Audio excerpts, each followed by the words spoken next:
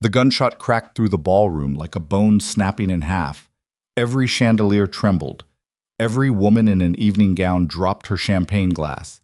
Every man in a tuxedo pressed himself against the nearest wall, and not one of them moved to help. Not one of them except the quiet man in the corner. He was already moving before the second shot came, before the screaming started, before the lights flickered and died, before Victoria Caldwell's daughter pressed herself into the darkness beneath a catering table and shut her eyes so tight she couldn't see anything at all. The quiet man moved like he'd done this before, because he had. If this kind of story reaches something deep inside you, the kind that stays with you long after it ends, then you're exactly the person this channel was made for. Hit that subscribe button right now, because every week we bring you stories about ordinary people carrying extraordinary weight. Tap the like button if you believe second chances are real. And drop a comment telling us the city and country where you're watching from. We want to know how far this story has traveled. Don't go anywhere. This one is worth staying for. The security system at the Caldwell mansion had been installed by the best firm in the city, with motion sensors on every exterior door, cameras covering every blind spot, and a private response team on call around the clock. On paper, it was nearly impenetrable. Ethan Walker had spotted 11 vulnerabilities in the first 20 minutes after arriving. He hadn't said anything about it. That wasn't his job tonight. His job was to stand near the service entrance, keep his earpiece in, and make sure none of the catering staff wandered into restricted areas of the building. Simple work. Invisible work. The kind of work that let a man disappear into the background of someone else's important evening and go home afterward without being remembered. That was exactly how he preferred it. He was 37 years old, and he had gotten very good at not being remembered. Ethan stood near the east corridor with a cup of coffee he hadn't touched, watching the guests drift between the main ballroom and the terrace garden beyond the glass doors. The charity event had drawn close to 300 people, old money, new money, philanthropists who wrote checks as a way of feeling better about the money they made in industries they'd rather not discuss. They wore expensive clothes and talked loudly over the string quartet, and Ethan watched them the way he watched most things, calmly, comprehensively, and from a distance. He wasn't there to judge them. He was simply paying attention, because paying attention was the one habit he'd never been able to turn off. Not in the 12 years since he left the Navy. Not even on the quiet Sunday mornings when he sat at the kitchen table watching his daughter eat cereal and tell him about her dreams. Mia had his eyes and her mother's stubbornness, and she was 6 years old, and she was the only reason any of this mattered. He shifted his weight slightly, repositioned himself to improve his sightline toward the main entrance, and went back to watching the room. Victoria Caldwell was easy to find. She was always easy to find. Not because she tried to be, but because the room arranged itself around her without anyone consciously deciding that it should. She stood near the center of the ballroom in a deep burgundy dress that looked understated compared to what most of the women around her were wearing, which was exactly the point.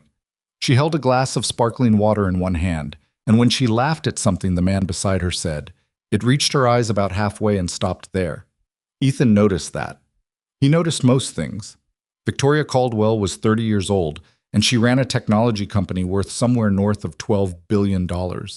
And she had done it largely alone after her husband, Daniel, disappeared 3 years earlier under circumstances the press had described as a tragic accident and the police had closed as inconclusive. She had one daughter, Lily, age 7, who was currently somewhere upstairs in the mansion with a nanny because Victoria didn't bring her to these events if she could help it. This was all information Ethan had because it was his job to have it, background on the principal. Nothing personal. He looked away from her and checked the east corridor again. The evening was supposed to be simple. The first thing that went wrong was the fire alarm. Not a real fire, Ethan knew that immediately, because the smell was wrong. There was no smoke, no spike in temperature, nothing that would explain why the alarm panel near the kitchen suddenly lit up and started screaming. Someone had triggered it manually, which meant someone was using it as cover for something else. He was already moving toward the main ballroom when the lights went out. Not a power failure. The emergency generators kicked in within 4 seconds, exactly as they should have, but the main chandelier system stayed dark. Someone had cut a specific circuit. That level of specificity meant planning. That level of planning meant this was not opportunistic. The ballroom descended into confusion. 300 people in formal wear, suddenly in near darkness, with an alarm screaming overhead and the string quartet abandoning their instruments. People shouted. Someone knocked over a drinks table. The sound of breaking glass skittered across the marble floor. Ethan moved through it without difficulty.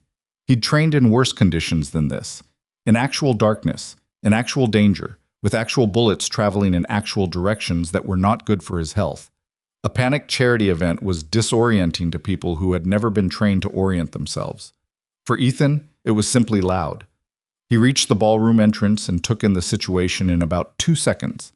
3 men in black tactical clothing were moving through the near dark toward the server room corridor on the opposite side of the building. Not toward the guests, not toward the art collection or the jewelry, toward the server room, data. They were here for data. 2 of Victoria's contracted security guards had positioned themselves near the main doors, which was the wrong position. They were protecting an exit when the threat was already inside. The 3rd guard was visible near the terrace doors, and he had his hand on his radio and looked like a man who was very sincerely hoping that someone else would handle this. Ethan pressed his earpiece. Jacobson, 3 Tangos, East Wing, heading toward the server corridor. I need you on the south stairwell, now. Static.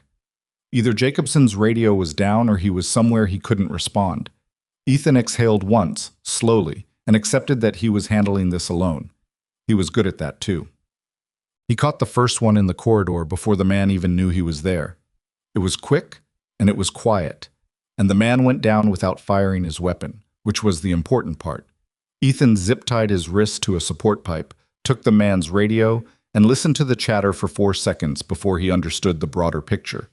There were 5 of them, not 3. 2 had already reached the server room. The other 2 were upstairs. Upstairs, where Lily Caldwell was with her nanny. Ethan changed direction without hesitation.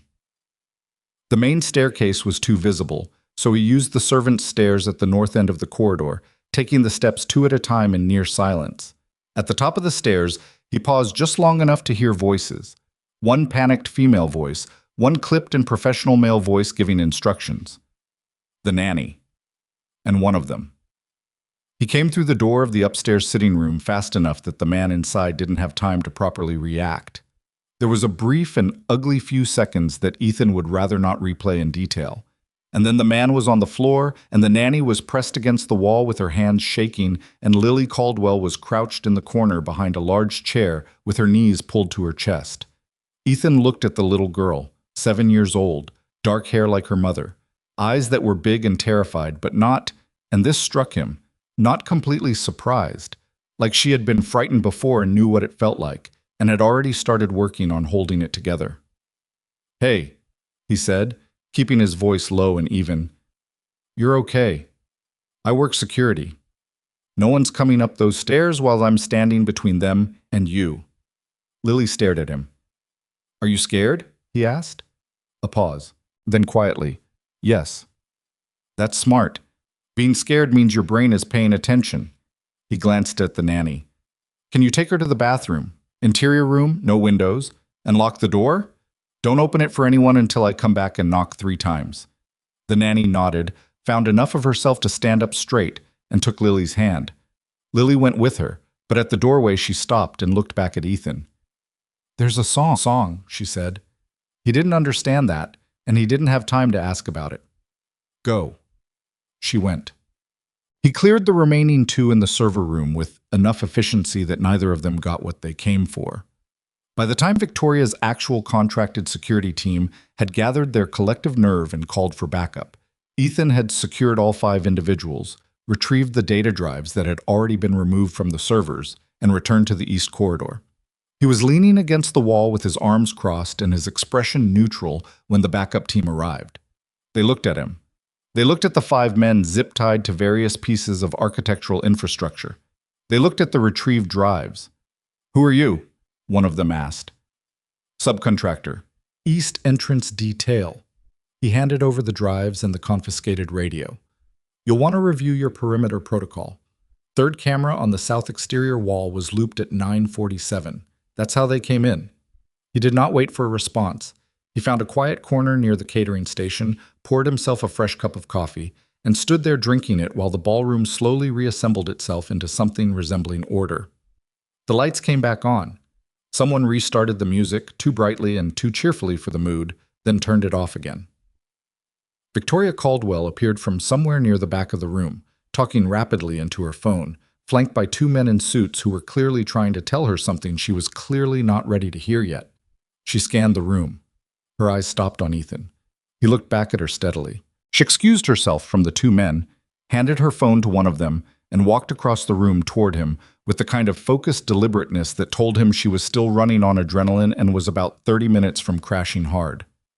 "You," she said. "Yes. You're the one who—" She stopped, recalibrated. "My security team is telling me that 5 men are secured in my east wing and my servers are intact." "That's accurate." "They're also telling me that someone named Walker apparently handled all of it before anyone else even understood what was happening." Ethan said nothing. Victoria looked at him the way she probably looked at balance sheets and structural inconsistencies. Like something didn't add up, and she was not going to stop until it did. "You're subcontracted to Meridian Security." "Yes." "Who hired you specifically?" "General staffing for the event." "I don't have a name for you." "That's—" She exhaled. "Fine, we'll sort that out.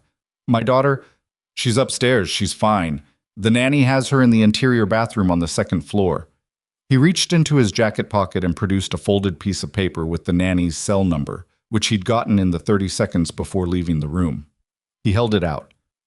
"She'll want to hear your voice." Victoria took the paper. Something in her face shifted slightly. Not gratitude exactly, but something more complicated than gratitude. Like she'd been handed something she wasn't sure how to hold. She dialed. Waited. Then softly, in a voice that was nothing like the voice she'd been using. "Lily, it's Mom. I'm coming up."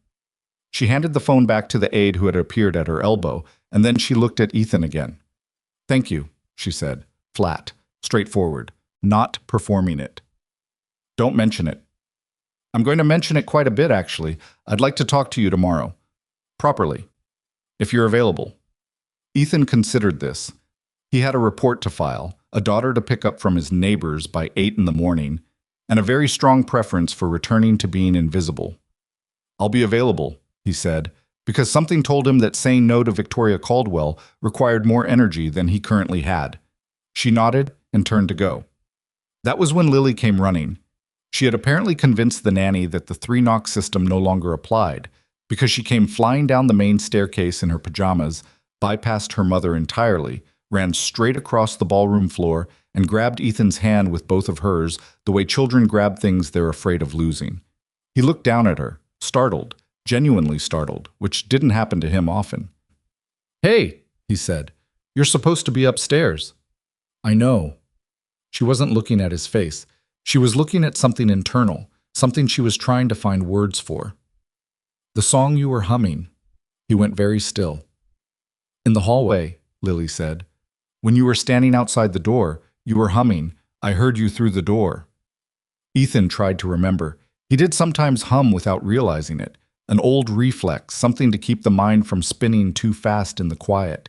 He hadn't thought about what he was humming. "Mommy." Lily turned to look at Victoria, and her voice had gone very small. "He knows the song Daddy used to sing before he disappeared." The ballroom, which had been buzzing with recovery and nervous conversation, seemed to recede. Victoria stared at her daughter. Then she stared at Ethan. He kept his face as still as he could, because his face had gotten very good at being still over many years of practice. But something was happening behind it that he hadn't expected, something he didn't have a name for yet. A cold, precise recognition, like a key turning in a lock he'd believed was sealed shut for good. The song wasn't a song he'd learned in the Navy. It was older than that.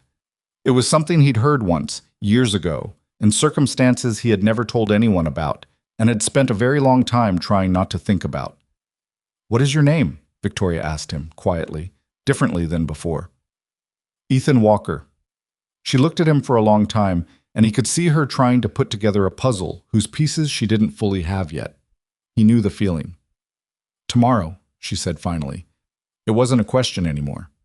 "Tomorrow," he agreed. Lily was still holding his hand. He gently uncurled her fingers, one by one, and handed her carefully back to her mother. Then he picked up his coffee, finished it, set the cup down on the nearest surface, and walked toward the service exit with steady, unhurried steps, the way a man walks when he needs very badly to be somewhere quiet and alone, and he's been in enough bad situations to know how not to run. Outside, the night air was cool and smelled like cut grass and car exhaust. He stood on the sidewalk for a moment with his hands in his pockets. He hadn't hummed that song in 11 years. He had believed, until approximately 20 minutes ago, that no one alive would recognize it. He'd been wrong. He drove home with both hands on the wheel and the radio off. The streets were mostly empty at that hour, just traffic lights cycling through their colors for nobody, the occasional cab cutting a yellow line through the wet asphalt. Ethan moved through it mechanically, taking the turns he always took, stopping where he always stopped, and not thinking about the song. He was trying very hard not to think about the song. His neighbor, Mrs. Patrice, was already in her robe when he knocked. She was 64 years old and had the build of a woman who had raised 4 sons without much help from anyone, and she had been watching Mia on his late nights for almost 2 years without ever once asking him why a security consultant needed to work past midnight. "She's asleep," Patrice said, stepping aside to let him in. "Ate most of her dinner, fought me on the bath, but eventually cooperated." "That's a win," Ethan said. "She asked about you." "She always does." "She asked if you were going to be okay." He paused at that. Mia was 6. She asked questions like that, with a directness that skipped over the polite middle ground and landed somewhere uncomfortable, and he never entirely knew what to do with them. What did you tell her?" Patrice looked at him steadily. "I told her yes." "Thank you." "Was I right?" He considered this for a moment longer than he should have. "Probably." She let that sit without pushing it, which was one of the things he genuinely appreciated about her. He carried Mia home over his shoulder. The girl didn't wake, just made a small sound and pressed her face into his neck the way she had since she was an infant. And he got her into bed and stood in her doorway for a while in the dark, listening to her breathe. He didn't sleep much that night. He lay on top of the covers with his boots off and his eyes on the ceiling, and he thought, carefully and without panic, about the song, about where he'd first heard it, about what that meant, if anything, about whether it was possible that what Lily said was just the misremembering of a grieving child who badly wanted the world to make sense, and whether that explanation actually held up under scrutiny. It didn't. He knew which song he'd been humming. He'd known it the moment Lily said the words through the bathroom door, and the knowing had landed in his chest like something cold and very heavy. He hadn't thought about Daniel Caldwell in a long time. He thought about him now. By 5 in the morning, he gave up on sleep and made coffee. The Caldwell corporate headquarters occupied the top 6 floors of a glass tower downtown, and Victoria's private office sat at the corner of the 43rd floor with windows on 2 sides that gave her a view of the city that was probably meant to feel powerful and mostly just felt exposed. She'd always thought that the view was more about being seen than about seeing, but she'd kept the office because changing it felt like the kind of weakness she couldn't afford. Ethan arrived at 9. He'd dropped Mia at school, gone home, changed out of the previous night's clothes, and made himself look like a person who had slept. He wore dark jeans and a plain gray shirt, and he carried nothing, which her assistant noted with a small frown when she met him at the elevator. "Ms. Caldwell is expecting you," the assistant said. "Can I get you something? Coffee? Water?" "I'm fine." He wasn't fine, but that was not relevant. Victoria was standing at the window when he came in, her back to the door, a phone pressed to her ear. She held up one finger without turning around, "Give me a minute," and continued her conversation, which appeared to be with a lawyer and appeared to be about liability and NDA structuring, and which Ethan did not particularly try to follow. He sat in one of the chairs across from her desk and waited. The office was less staged than he'd expected. There were files stacked on the credenza that hadn't been put away, and a child's drawing tacked to the wall near the window. Crayon, lopsided house, 2 figures of unequal height holding hands. Lily's work, almost certainly. The contrast between the 43rd floor view and the crayon drawing was so stark it was almost funny, and it told him more about Victoria Caldwell than any profile he could have pulled. She hung up and turned around. She looked like she hadn't slept either, and unlike Ethan, she hadn't been able to fully conceal it. There were shadows under her eyes, and a tightness around her jaw that came from holding a particular expression for too many hours in a row. "Thank you for coming," she said, settling into her chair. No preamble. You didn't give me much room to decline. No, she agreed without apology. I didn't. She opened a folder on her desk and then closed it again, like she'd decided to approach this differently than planned. I had my team run a background check on you last night. Standard procedure. I do it for everyone who works in or near my building. What did you find? Almost nothing. She said it fully, like it was an accusation. Ethan Walker, age 37, born in Raleigh, North Carolina, single father.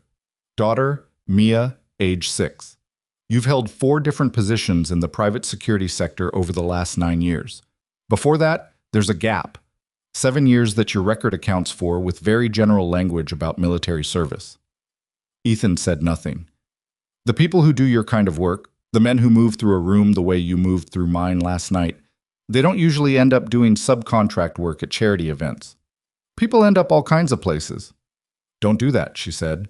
Not sharply. Almost tiredly. Don't give me the vague deflection. I watched you handle 5 armed men last night with less visible stress than most people have parallel parking. Lily recognized something in you. I'd like to understand what. He looked at her for a moment. Then he said, What exactly did Lily tell you about the song? Victoria's expression shifted, something tightening, something careful coming over her features. She said she heard you humming in the hallway. She said it was the song Daniel used to sing to her when she was small, when she couldn't sleep. A pause. She was very certain. How old was she when your husband disappeared? 4. Victoria's hands were flat on the desk. She remembers very little about him. His face, she says, has become unclear. But she remembers the song. I don't know why certain things stay and others don't. Ethan understood that. He understood it more than he wanted to. What was Daniel's background, he asked, before you married him? Her eyes narrowed slightly. He was in international business development, import and logistics. That's what he told you. The silence that followed was very loud. What are you saying? Her voice had dropped. Ethan measured his next words carefully, the way he measured everything. I'm not saying anything yet. I'm asking what you actually knew about what your husband did before and during your marriage. I knew... She stopped, started again. I knew what he told me, which was that he managed international accounts for a trade consulting firm, that he traveled frequently, that there were aspects of his work he wasn't able to discuss in detail. She said the last part with something that wasn't quite bitterness, but lived in the same neighborhood. At the time, I told myself it was confidentiality, corporate sensitivity. And after he disappeared? After he disappeared, the police told me his firm had no record of several of the trips he'd claimed to take. She stood up, walked to the window, not for the view, but because she needed to move. I spent about 8 months trying to figure out what that meant. Then I stopped, because I had a company to run and a 4-year-old daughter who kept asking where her father was, and I couldn't keep doing both. Ethan was quiet for a moment. Then, I need to ask you something, and I need you to answer honestly, even if the answer is that you don't know. She turned from the window. Go ahead. Did Daniel ever mention an operation called Linchpin? Something crossed her face. Not recognition, exactly, but the ghost of something half-remembered. No, not by name. Did he have any contact with military personnel? Special operations, intelligence contractors, anything like that? Not that I... She stopped again. Her eyes went somewhere else for a moment. There was a man, once, about 4 months before Daniel disappeared. He came to the house, not to the front door, he came to the back. I saw them through the kitchen window. They talked for maybe 10 minutes. Daniel told me afterward it was an old colleague. What did the man look like? I barely saw him. It was evening. He was medium height, dark jacket. She paused. He had a scar along his left jaw. I noticed it when he turned to leave. Ethan said nothing. The scar along his left jaw was from a training accident in Coronado, 2009. He'd never bothered to have it properly treated. Walker, Victoria said. Her voice was very controlled now, in a way that told him she was working hard to keep it that way. Was that you? It wasn't a question. She was already 90% certain, and she was waiting for him to close the remaining distance. He held her gaze. Yes. She sat back down in her chair heavily, not elegantly, just sat down, like her legs had made an executive decision on her behalf. You knew my husband. I knew him. How? That's a longer answer. I have time. Her voice was tight. I have a great deal of time for this particular answer. Ethan leaned forward, resting his forearms on his knees. This was the part he had spent the night deciding how to approach, and he still wasn't sure he'd made the right call. There were things he couldn't tell her, not because he didn't want to, but because some of those things would put her in danger that she wasn't currently in. But there was enough of the truth that he could give her something real.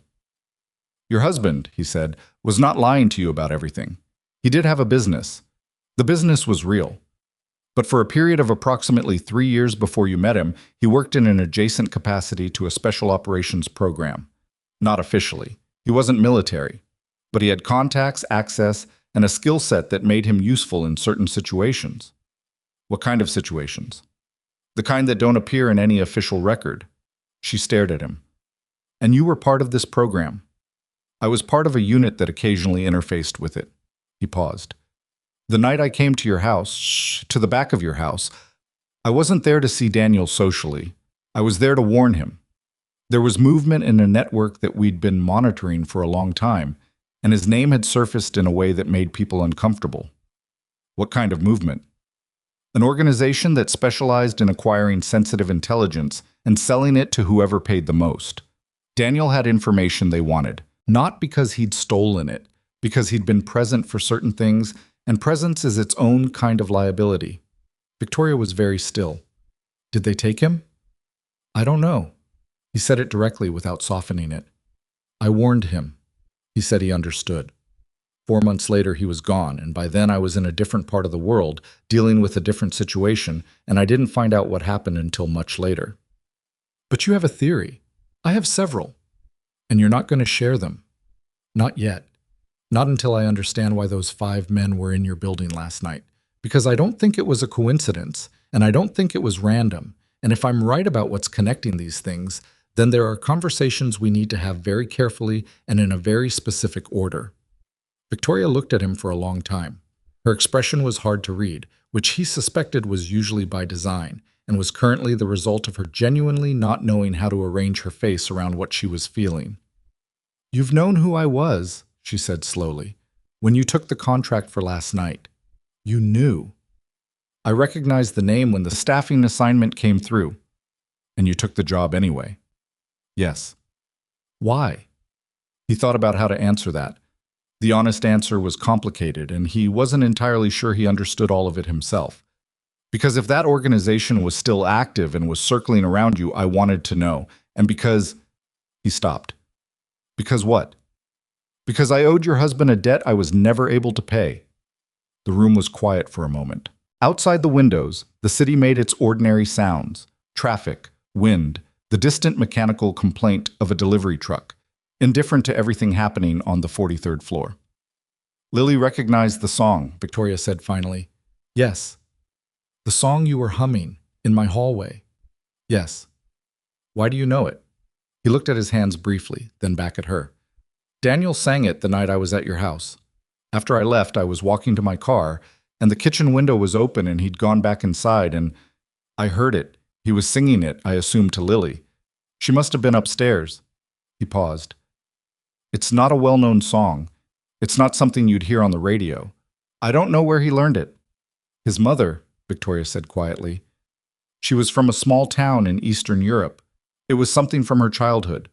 He never told me what the words meant. He just sang the melody. Ethan nodded once. The melody. That was what he'd been humming, without realizing, in the upstairs corridor of the mansion while he stood guard outside the bathroom door. Just the melody. Just a sound his brain had pulled up from somewhere without asking his permission. She remembered, Victoria said. She's sharp, Ethan said. Even at 7. She was frightened last night, but she held herself together better than most adults would have. Something softened briefly in Victoria's face, just briefly. She's stubborn, like her father. Then the softness closed again. What do you need from me? To figure out what's actually happening. Access. To your company's security infrastructure, your communications logs from the last 6 months, and any documentation related to contracts or partnerships in sectors that deal with government-adjacent work. That's a significant ask. It is. And if I say no, then I go back to subcontracting work and you hire better guards, and we both hope last night was a one-time event. She picked up a pen from her desk, turned it over once in her fingers, set it back down. A thinking gesture. You could have told me last night who you were. Why didn't you? Because a ballroom full of shaken people is not the right place for that conversation. And a 43rd floor office is? It's better, he said. You're behind a locked door. You've had a few hours. And your assistant already checked me for weapons when I came off the elevator, which tells me she's better trained than she looks. For the first time since he'd walked in, the corner of Victoria's mouth moved, just barely. Not quite a smile, sir. More like the acknowledgement that a smile existed somewhere in the vicinity. She's very good, Victoria said. I pay her accordingly. She stood again, and this time it was purposeful. A decision made. She walked to her credenza, unlocked the lower drawer with a key from her jacket pocket, and pulled out a thin drive. She set it on the desk between them. That's the master security log from the last 8 months. It was supposed to go to our external audit firm next week. She paused. I want to know what you find. He picked it up. I'll need a few days. You have 3. She paused. And Walker, I want to be clear about something. I'm not a woman who does well with half-truths. I understand there are things you can't tell me yet, and I accept that for now. But the window on my patience is not open-ended. Understood. Do you have a number? A real one. Not a company line. He pulled a card from his wallet, plain white, just a cell number, and set it on the desk. She looked at it. That's it? No name? You already know my name. She picked it up. I'll be in touch. He stood and was almost to the door when she said quietly, One more thing. He stopped. Lily asked me this morning if the man from last night was going to come back. Victoria's voice was even, professional, like she was reporting data.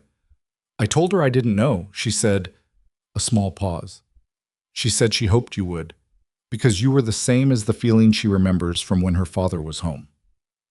Ethan had his hand on the door frame. He didn't turn around because he didn't particularly want her to see his face at that moment. I'll be in touch when I've gone through the log, he said. He left. He picked Mia up from school at 3:15, and she came running out the front gate with her backpack bouncing and a painting rolled up under one arm that had clearly suffered some structural damage during the day. What happened to the painting, he asked. Kevin sat on it. On purpose? He said no, but his face said yes. Ethan took the painting and unrolled it carefully. It was a blue horse standing in what appeared to be a field of orange, with a yellow sun that took up most of the sky. I like it. You have to say that. I actually like it. He rolled it back up. Do you want ice cream or do you have homework? Both. One then the other. Ice cream then homework, Mia said firmly. Noted. They walked to the small parlor 2 blocks from their apartment building, and Mia ordered strawberry.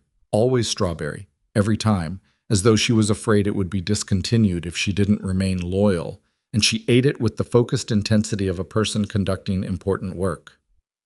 Daddy, she said, not looking up from her cup. Yeah. You look tired. I'm fine. Mrs. Patrice said you were probably fine. She was right.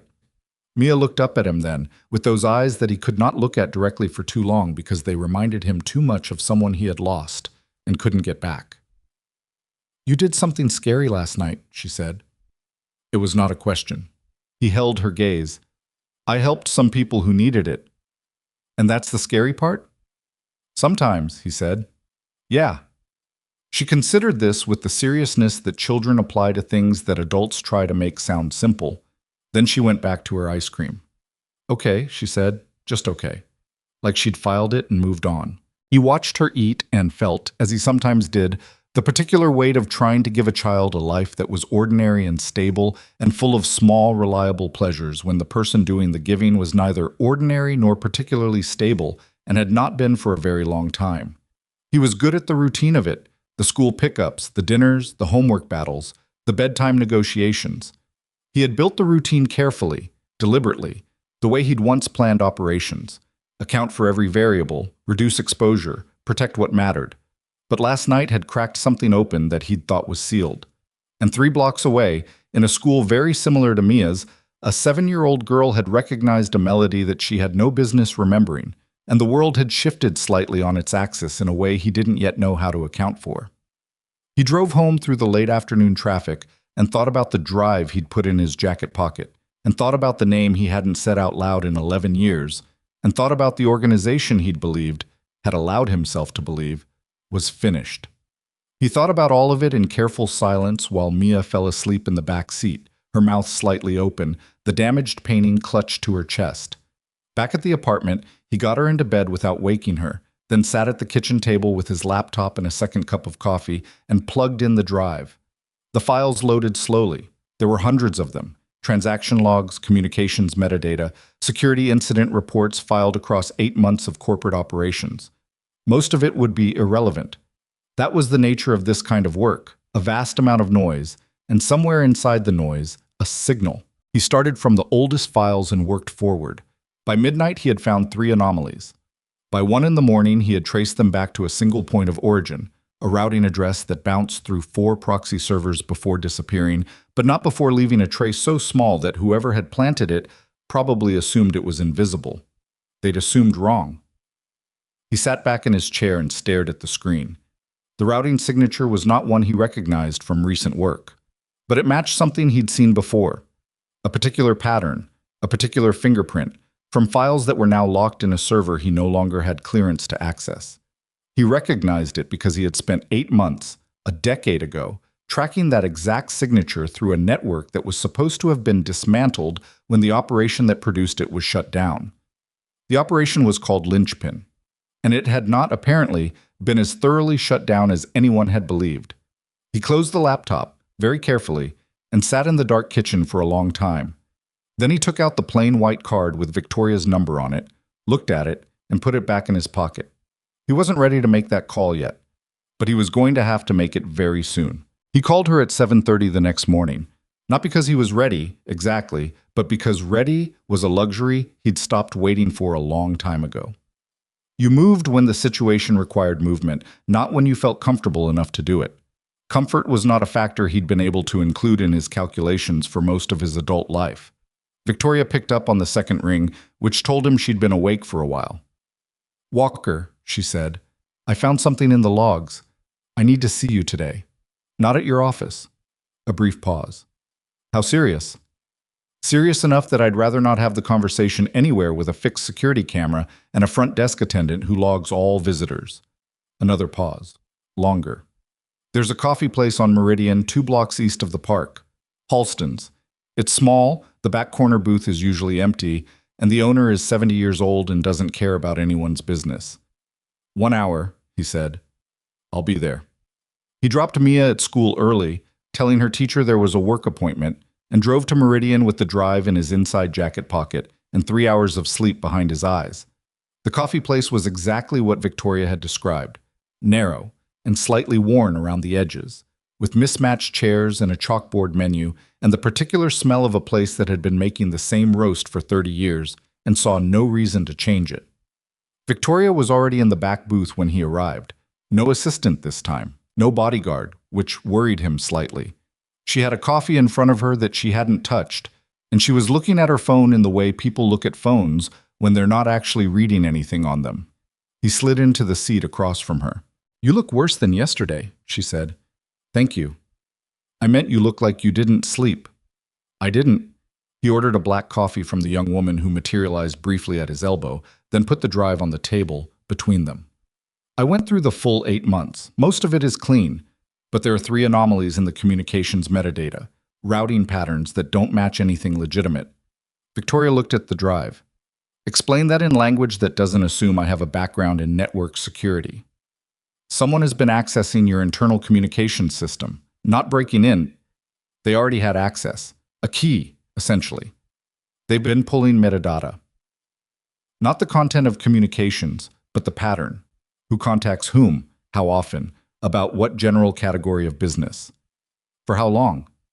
Based on the signature, at least 7 months. Possibly longer, but the log only goes back 8. She was quiet for a moment.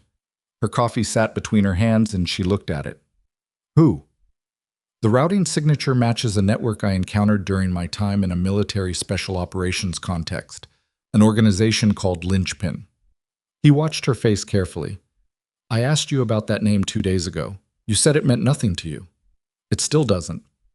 Your husband's name appeared in Linchpin-related intelligence approximately 14 months before he disappeared, not because he was a member of the organization, because he had inadvertently become aware of certain aspects of their operation through his business work, specifically through a logistics contract that turned out to be moving things across borders that were not declared in any manifest. Victoria set her coffee down. He didn't know? We believed he didn't know initially. By the time I went to your house to warn him, we were less certain. He said it carefully, without accusation. I want to be clear. My belief at the time was that he was a peripheral figure who'd gotten caught in something larger than himself.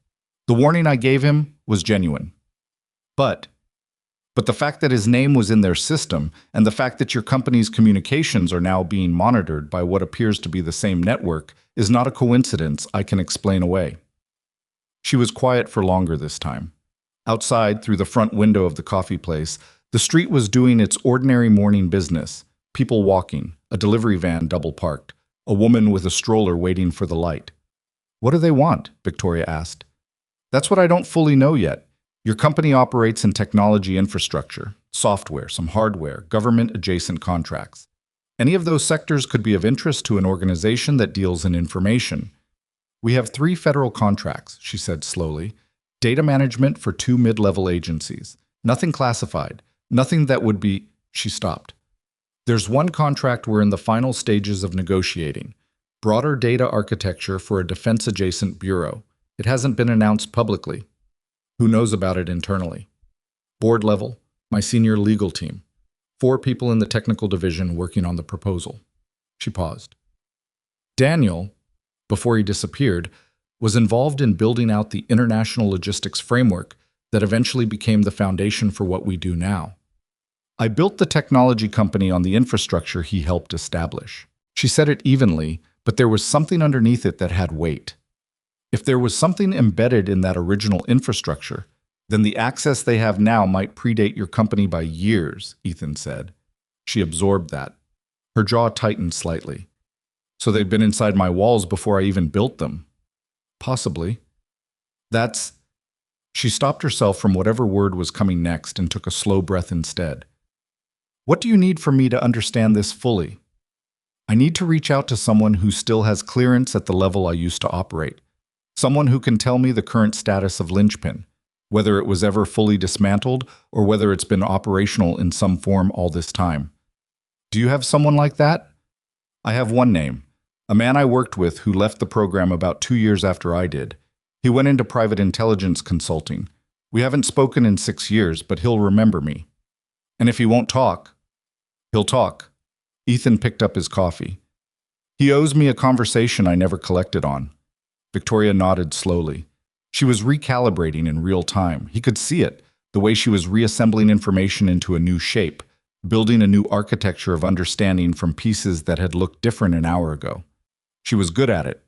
Better than most people would be sitting across from someone telling them their company had a 7-month leak and their dead husband's past might be the reason for it. There's something else, she said. He waited. This morning when I was leaving the house, I noticed a car parked across the street. Dark gray sedan. It was there when I left. When I drove past on my way here, it was gone. She met his eyes. I've been in business long enough to know what surveillance looks like. I've just never had it pointed at me before. Ethan felt something shift in the back of his mind. The old calibration, the muscle memory of threat assessment that he'd never fully switched off. When you leave here, take a different route than you came. Don't go directly back to your office. Go somewhere public first. A store, a restaurant. Spend 20 minutes and then go in. You think they're watching me? I think if they've had access to your communications for 7 months, they know that you had an incident at the mansion 3 nights ago that resulted in 5 of their people being detained. They may be assessing whether you've connected the right dots. He paused. And they may now know that you've spoken to me. Her expression didn't change dramatically, but something went through it. Meaning, I'm not the only one they're watching. Probably not. She looked at him steadily. Do you have a daughter, Walker? You know I do. Then act accordingly. She said it without drama, without turning it into a speech. Just a statement, direct and specific and not unkind. I have a daughter too. Whatever comes next, we factor that in. He held her gaze. Yes. They sat for a moment in the ordinary quiet of the coffee shop. The sound of the espresso machine, the low murmur of two old men at the counter debating something about last night's ball game. The extraordinary conversation they'd just had existed in the same air as all of it, which was how the worst things always worked. The world didn't stop its regular noise to accommodate what was actually happening. I'll reach out to my contact today, Ethan said. I'll have something more concrete for you within 48 hours. And until then? Until then, change your routine, not dramatically. Nothing that signals you've changed it. Small things. Different route to work. Don't hold meetings you haven't already scheduled. If anything feels wrong, trust that feeling. I've been trusting my feelings my entire career, she said, standing and pulling on her coat. It's the one instinct I've never managed to second-guess into the ground. He left 2 minutes after she did, by the back door. The name he was looking for was Marcus Teller. He found the number through 3 intermediaries, a former medic he'd served with, who now ran a private clinic in Nevada, who gave him a number for a logistics man in Phoenix, who gave him a burner contact that rang 4 times before a voice said simply, "Who is this?" "It's Walker," Ethan said, "from Coronado, from before." A silence of about 5 seconds. Then, "I wondered when you'd call." "You wondered?" "Let's say I've been following certain developments with a degree of interest." Marcus Teller's voice was the same as Ethan remembered. Careful, unhurried, like every sentence was being measured before it was released. "Where are you?" "The city." "Caldwell." Ethan went still. "You know, I know that a group of people connected to a network I've been tracking for 2 years made an attempt on a corporate server in the city 3 nights ago and failed because someone intervened." A pause. "I know that someone has your signature." "Talk to me about linchpin," Ethan said. "Not on this line, not today." Marcus's voice was even, but underneath it there was something. A tension, a careful awareness, the sound of a man who had been watching something long enough to be genuinely concerned about it. "Tomorrow. You know the rest stop on Route 9 between mile markers 41 and 42? "I know it." 10 in the morning. Come alone and come clean." A pause. "And Walker, be careful between now and then. If they know you are at the mansion, they've already started running your history. And your history leads places you'd rather they not go." The line went dead. Ethan sat in his car in the parking lot behind Halston's for a moment, engine off, thinking about what Marcus had not said as much as what he had. 2 years. Marcus had been tracking this for 2 years, which meant the network had been active for at least that long, probably longer, and people who were paid to watch these things had been watching it build back up, like weather gathering on a horizon that everyone hoped was moving in a different direction. He drove home. He had 6 hours before he needed to pick up Mia, and he used 4 of them going through everything he remembered about linchpin. Not from documents, which he no longer had access to, but from memory, which he'd always been better at than most people around him. The organization had started, as far as he understood it, as a privatized intelligence brokerage. Not a rogue state operation, not a terrorist enterprise. Something more complicated and, in some ways, more dangerous than either of those things. A collection of former intelligence professionals, logistics specialists, and financial operators who had decided that information was the most valuable commodity in the world and that they were tired of gathering it for governments that misused it. They sold to whoever paid. They had no ideology beyond price. And they protected their network with a thoroughness that made them almost impossible to fully trace, because every layer was designed to burn clean if the layer above it came apart. Ethan had spent 8 months of his last operational year hunting the edges of that network before his unit was redirected, and the official position became that linchpin had been sufficiently disrupted to no longer constitute an active threat. He'd argued against that assessment. He'd been overruled by people with more rank and less information. He'd left 6 months later. Not only because of that, but partly because of it. I was thinking about all of this, sitting at his kitchen table with a glass of water he hadn't touched and his eyes on the middle distance, when his phone rang. Unknown number. He answered. "Mr. Walker." The voice was male, educated, with an accent he couldn't immediately place. Something European, possibly Eastern, possibly smoothed down by years of practice. I hope I'm not interrupting. Every muscle in Ethan's body went quiet, which was what his body did when it was preparing for something.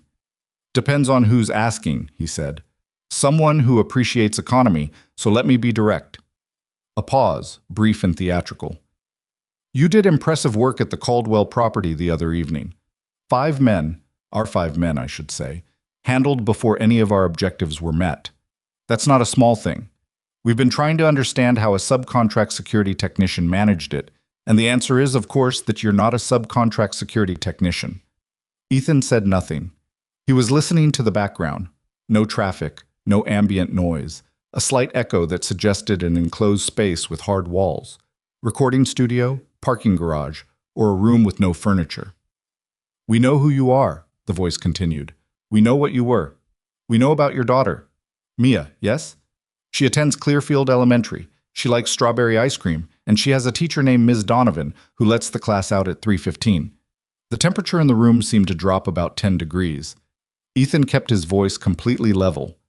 If you're trying to get my attention, you have it. Excellent. The man sounded genuinely pleased. Then let me tell you what we'd like. We'd like you to step away from the Caldwell matter entirely. No further investigation. No contact with Ms. Caldwell beyond what's required to disengage.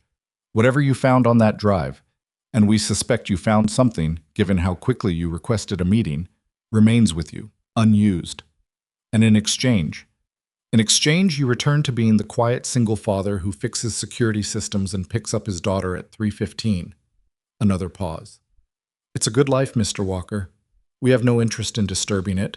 We have no interest in disturbing her. The word her landed like something physical. Ethan set his water glass down very carefully on the table. I need 24 hours, he said. Of course, we're reasonable people. The voice was warm, almost friendly. We'll be in touch. The line went dead. He sat for exactly 2 minutes, not moving. Then he called Mia's school, identified himself to the front office, and asked them to make sure she didn't leave with anyone other than him at pickup. The office administrator said certainly and asked if everything was all right, and he said yes with the automatic ease of someone who had said yes to that question in bad situations many times before. Then he called Victoria. She picked up on the first ring. They contacted me, he said, a sharp intake of breath. How? Phone. Untraceable line. They know about Mia. Walker, listen, I need you to change where Lily is staying for the next few days. Don't use your regular nanny service. Is there family, someone off the grid from your usual pattern? My sister. She lives 40 minutes out. She doesn't use social media. She's not connected to anything related to my company. Perfect. Do it today. Don't tell anyone at your office. Don't call from your regular phone. Use a different one. Buy a prepaid if you have to. And don't... He stopped himself. Victoria. Yes. I'm sorry. This came to your door because of me, because I was there that night. A brief silence. You were there that night because you were protecting people. Don't apologize for that. I'm not apologizing for the intervention. I'm apologizing for what came after. Stop. Her voice was firm but not cold. Tell me what you need, and let's deal with what's actually in front of us. He exhaled once. I have a meeting tomorrow morning with a contact who's been tracking this network. After that, I'll have a better picture. I need you to stay calm and stay moving and not do anything that signals to your board or your staff that something is wrong. I run a billion-dollar company. Staying calm when things are wrong is essentially the job description. Good. Then keep doing it for one more day. He hung up and sat for a moment with the phone in his hand. Then he went to the bedroom closet, moved aside a stack of Mia's off-season clothes, and opened the small fireproof lockbox bolted to the wall behind them. Inside was his service sidearm, cleaned and maintained as consistently as everything else in his life, and 2 loaded magazines and a folded sheet of paper with 3 emergency contact numbers written in his own handwriting. The only version of this list that existed, because a digital record was a record someone else could find. He checked the weapon without thinking about it, the way a musician runs scales, function, not performance. He put it back in the box, locked it, and went to pick up his daughter. Mia was quiet in the car on the way home, which was unusual. She sat in the back seat with her backpack on her lap and looked out the window, and he let her be quiet for a few minutes before he said, "How was your day?" Fine, she said. Fine, like actually fine or fine like you don't want to talk about it. A pause. Kevin said something mean to Emma at lunch, and Emma cried, and then the teacher talked to Kevin, but Kevin didn't really understand why Emma was upset, I could tell. What did Kevin say? Mia repeated it, something about Emma's drawings being babyish. And the recounting was precise, almost forensic, the way Mia always described things she'd observed. Ethan listened carefully, because Mia wanted to be listened to carefully, not solved. That sounds like it was hard to watch, he said. It was. She was quiet for a moment. I told Emma her drawings were good, after. That was the right thing. Kevin doesn't know he's mean. I don't think he knows. She seemed genuinely puzzled by this. How does someone not know they're being mean? Sometimes people are carrying something that's bothering them, and they don't know how to say it, so it comes out sideways. Mia thought about this with the deliberateness she brought to anything she wasn't sure about. Like when you get quiet. He glanced in the rearview mirror. What do you mean? When something's wrong, you get quiet, instead of talking about it. He held the road for a moment. Is that what I do? Yes. She said it plainly. Not as an accusation, just as information. I don't mind. I just want you to know I notice. Ethan drove. I'll try to do better, he said. I know, Mia said, and she turned back to the window like it was settled. Him at dinner. Pasta, because he was tired and pasta was simple, and Mia never complained about it, and he sat across from her at the kitchen table and watched her arrange her noodles into shapes before eating them, which she had done since she was 3, and which she would probably do until she was 30. He thought about the voice on the phone, about Clearfield Elementary, 315, Ms. Donovan, about how much information a person could gather about a life they'd never entered, just by watching from the right distance. He thought about what it meant that they had called him instead of simply moving on him. It meant they wanted him to step aside quietly. It meant they had a reason to prefer that over the alternative, which meant that whatever was in Victoria's systems, whatever they had been quietly extracting for 7 months, was still in progress. They weren't done. An allowed confrontation with a former SEAL who had just demonstrated he could dismantle their field team with his bare hands was not part of their preferred timeline, which meant he had something, some leverage, even if he didn't know its full shape yet. The call wasn't a threat. It was a negotiation. And people only negotiate when they're not certain they can simply take what they want. He helped Mia with her math homework after dinner. She was good at it, but pretended not to be, which he suspected was a social calculation she'd made, and which he found quietly impressive and also slightly worrying. And then he read with her for half an hour and got her into bed. She fell asleep faster than usual, worn out from the day, and he sat on the edge of her bed for a while in the dark, the way he did most nights. He was afraid. I was not a man who spent a lot of time acknowledging fear, but he could recognize it when it was sitting in his chest, and it was there now, specific and heavy, because the fear was not for himself. He'd made his peace with personal risk a long time ago, in ways that hadn't been entirely healthy and that he was still slowly working back from. The fear was for the 6-year-old asleep in front of him, who noticed when he was quiet, who told Emma her drawings were good, who had never done anything to deserve being mentioned in any sentence connected to linchpin or dark gray sedans or phone calls from men with carefully smoothed down accents. He sat there until the fear became something more manageable, not gone, never entirely gone, but organized, put into a shape he could work around. Then he went back to the kitchen table and pulled out the folded paper from his pocket with the 3 emergency numbers, and he looked at the first one for a long time before folding it back up and putting it away. Tomorrow he would meet Marcus at the rest stop on Route 9. Tomorrow he would know more. Tonight he needed to think clearly, which meant he needed sleep, which meant he needed to put the fear in its place and let the rest of his brain do what it had been trained over many years to do. He went to bed. He did not sleep easily, but he slept. The rest stop on Route 9 was the kind of place that existed purely as infrastructure, a parking lot, a cinder block bathroom building, a few picnic tables that nobody used, a vending machine with a crack in its plastic cover that had probably been there since the previous administration. Ethan arrived 12 minutes early and walked the perimeter twice before settling against the hood of his car where he could see every approach. Marcus arrived at 10 exactly, in a rental with Pennsylvania plates, and he'd aged in the 6 years since Ethan had last seen him. Thinner, with more gray at the temples, and the particular watchfulness in the eyes of someone who had spent years looking for things other people couldn't see. They shook hands without much ceremony. "You look tired," Marcus said. "People keep saying that. You should sleep more." "I've been hearing that too." Ethan studied his face. "How bad is it?" Marcus leaned against the car beside him and looked at the empty highway. "Linchpin was never dismantled. You know that. You said it before they overruled you. What you don't know is what they became after the disruption." He paused. "The disruption pushed them inward. They lost their field infrastructure, most of their broker network, their primary communication channels. It took them about 3 years to rebuild. When they came back smaller and more careful and significantly smarter about how they moved." "What do they want with Caldwell Technologies?" "Caldwell Technologies has the inside track on a federal data architecture contract worth about $900 million over 7 years. If they win that contract, they become the backbone of data management for 3 significant government bureaus." Marcus looked at him. "Linchpin wants a door inside that architecture before it's built.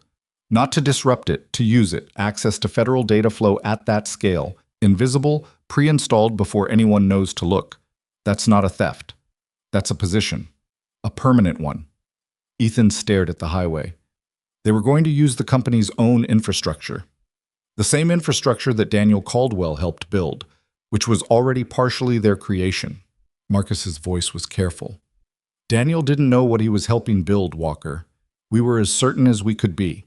The logistics framework he established was built on contracts and partnerships that Linchpin had specifically engineered to look legitimate. He was a clean face on a dirty foundation. And when he found out? We think he found out about 8 months before he disappeared. We think someone inside Linchpin realized he'd found out." A pause. "We don't know what happened after that." The not knowing sat between them for a moment. "They called me," Ethan said. "Last night. Told me to walk away." Marcus nodded slowly, like this confirmed something. "They don't want a scene. They're close. 7 months of access, and they're probably 60–70% through building what they need to build inside Caldwell's systems. Another few months and the door's in place. If she wins the federal contract and deploys that architecture, it's over. They're inside something that would take years to find and even longer to remove. So we stop the contract. You stop the contract, you destroy her company. The contract is the company's future.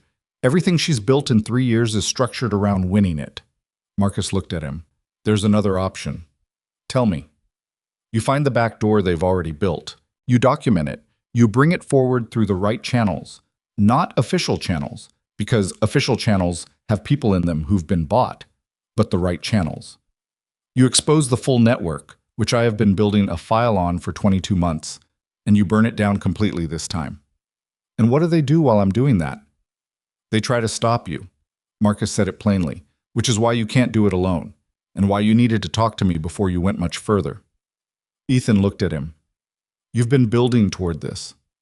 "For 2 years, yes." No apology in Marcus's voice, just the calm statement of a man who had been playing a long game and was now approaching its end. "I needed someone who understood the original network well enough to move inside it without making mistakes. I've been watching for the right moment. And the charity event was the moment. You showing up at the charity event was a variable I did not plan for. But yes." The closest thing to a smile that Marcus's face seemed to produce. It accelerated the timeline considerably. Ethan stood up straight from the car. He looked at the empty lot, the cinder block building, the cracked vending machine. He thought about Mia asleep in her bed last night, and the fear he'd organized into something manageable. He thought about a 7-year-old girl who recognized a melody through a closed door. He thought about Victoria Caldwell sitting at her desk in the 43rd floor corner office, with a crayon drawing on the wall, holding together a company and a daughter, and a grief she'd never had the full story of, and doing it without letting any of it show on her face until it slipped through when she didn't know he was paying attention. "Tell me what you need from me," Ethan said. Marcus reached into the inside pocket of his jacket and pulled out a drive. Thicker than the one Victoria had given Ethan, heavier, the kind of drive that held a lot. "Everything I have," he said. 22 months of it. And your help getting the rest." Ethan took the drive. He turned it over in his hand once, the same way he'd turned over the decision all night without quite reaching it consciously, and then he put it in his pocket. "All right," he said. He drove back from Route 9 with Marcus's drive sitting on the passenger seat and the windows down because he needed the cold air and the road noise to keep his thinking clean. The situation had a shape now. Before it had been fragments: the mansion, the song, the routing signature, the phone call. Now it had a spine, a logic, a sequence of causes that led to where they currently were. That was both better and worse than not knowing. Better because you could plan against something with a shape. Worse because the shape was bigger than he'd initially estimated, and the margin for error was correspondingly smaller. He stopped at a gas station 20 minutes outside the city, filled the tank, and stood at the pump thinking through the immediate priorities in order. First, secure Mia and keep her secured without alerting her that anything was wrong. Second, get Victoria fully briefed on what Marcus had told him, because she needed the complete picture now, but not a partial version, not a managed version, the whole thing. Third, begin working through Marcus's file and identify the specific components of the back door that Linchpin had been building inside Caldwell's systems.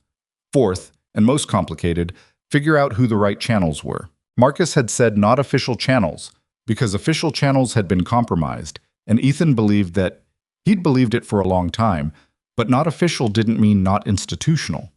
It meant finding the people inside institutions who were still clean, and that was a much harder search than it sounded. He paid for the gas and got back in the car. His phone had 2 messages. One from Mia's school, routine communication about a field trip form he needed to sign, nothing alarming. One from a number he didn't recognize, which turned out to be Victoria calling from the prepaid phone she'd apparently already obtained, which told him she was moving faster than he'd asked her to. He called her back. "How did it go?" she said. "Better than I expected and worse than I hoped. Can you get to a neutral location this afternoon? Not your office, not your home." "My sister's place. I'm taking Lily there tonight anyway." "Good, I'll come to you. Text me the address from this number." Is my sister going to be in danger by having us there?" Ethan thought about how to answer that honestly. "Not immediately. The people we're dealing with want to operate quietly.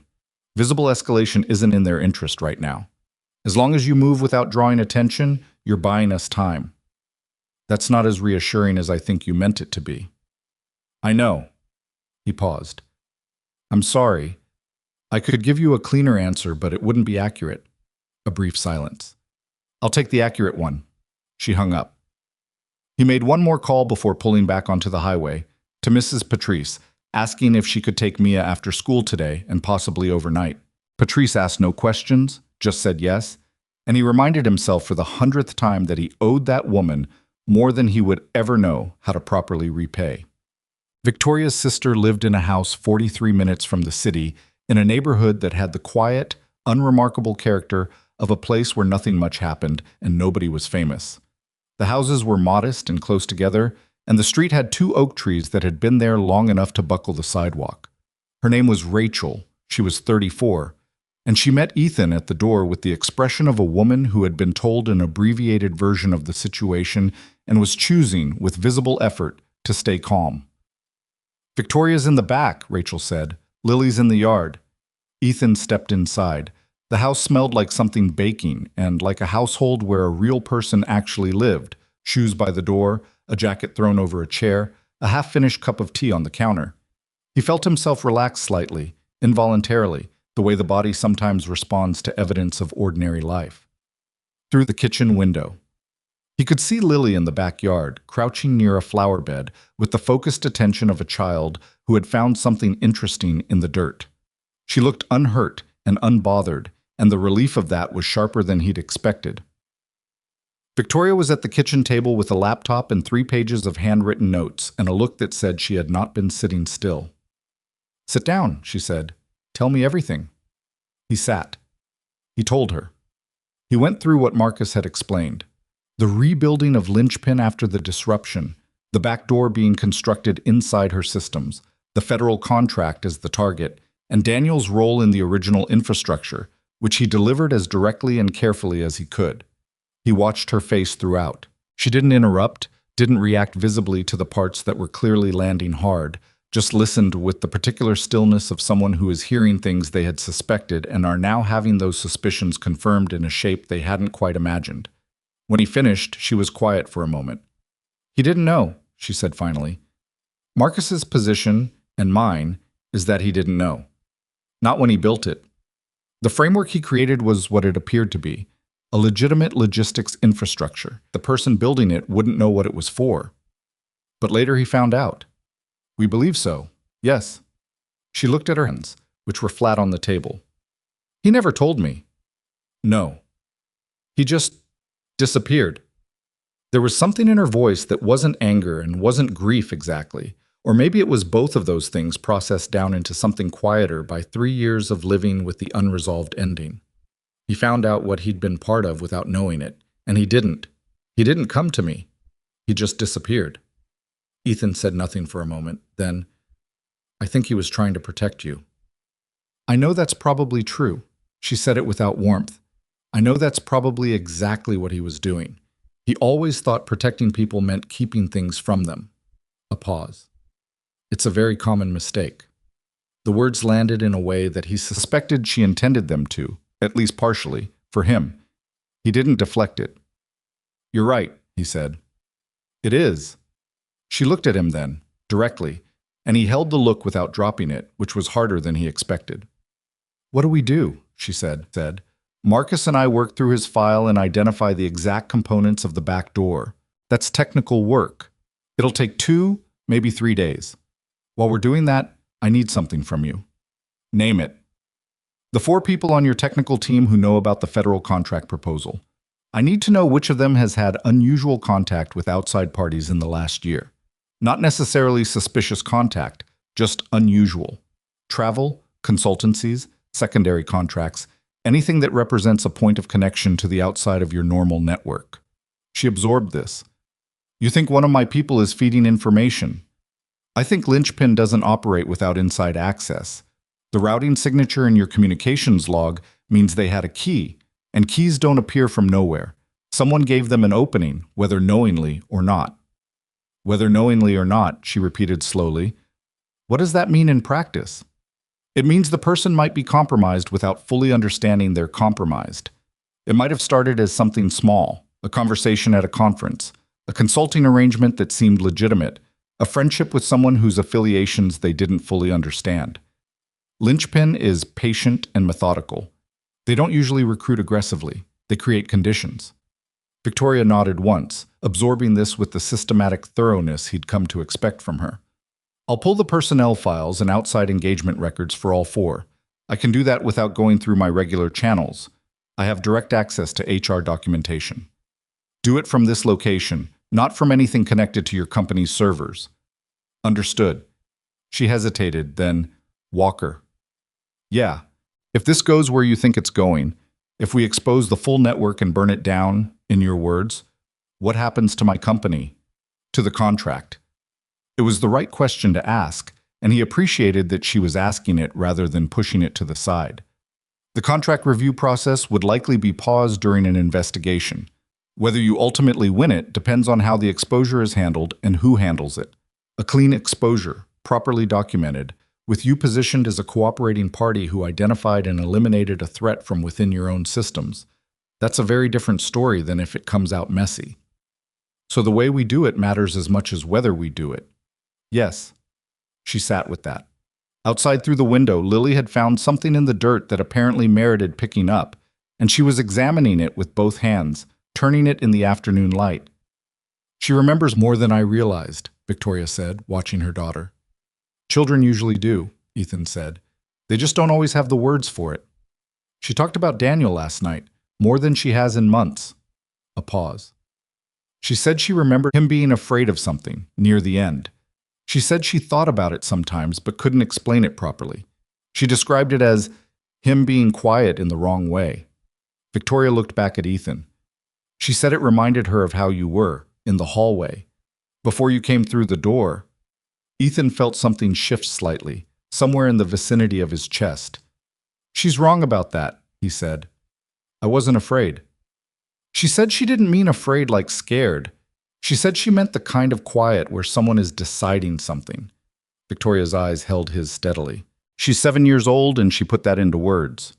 He didn't have an answer for that. He looked at Lily through the window. She's going to be formidable, he said. She already is. A small, tired, genuine smile crossed Victoria's face, and it was different from the near smiles he'd seen in her office. Less managed, less aware of itself. I'll get you the personnel files.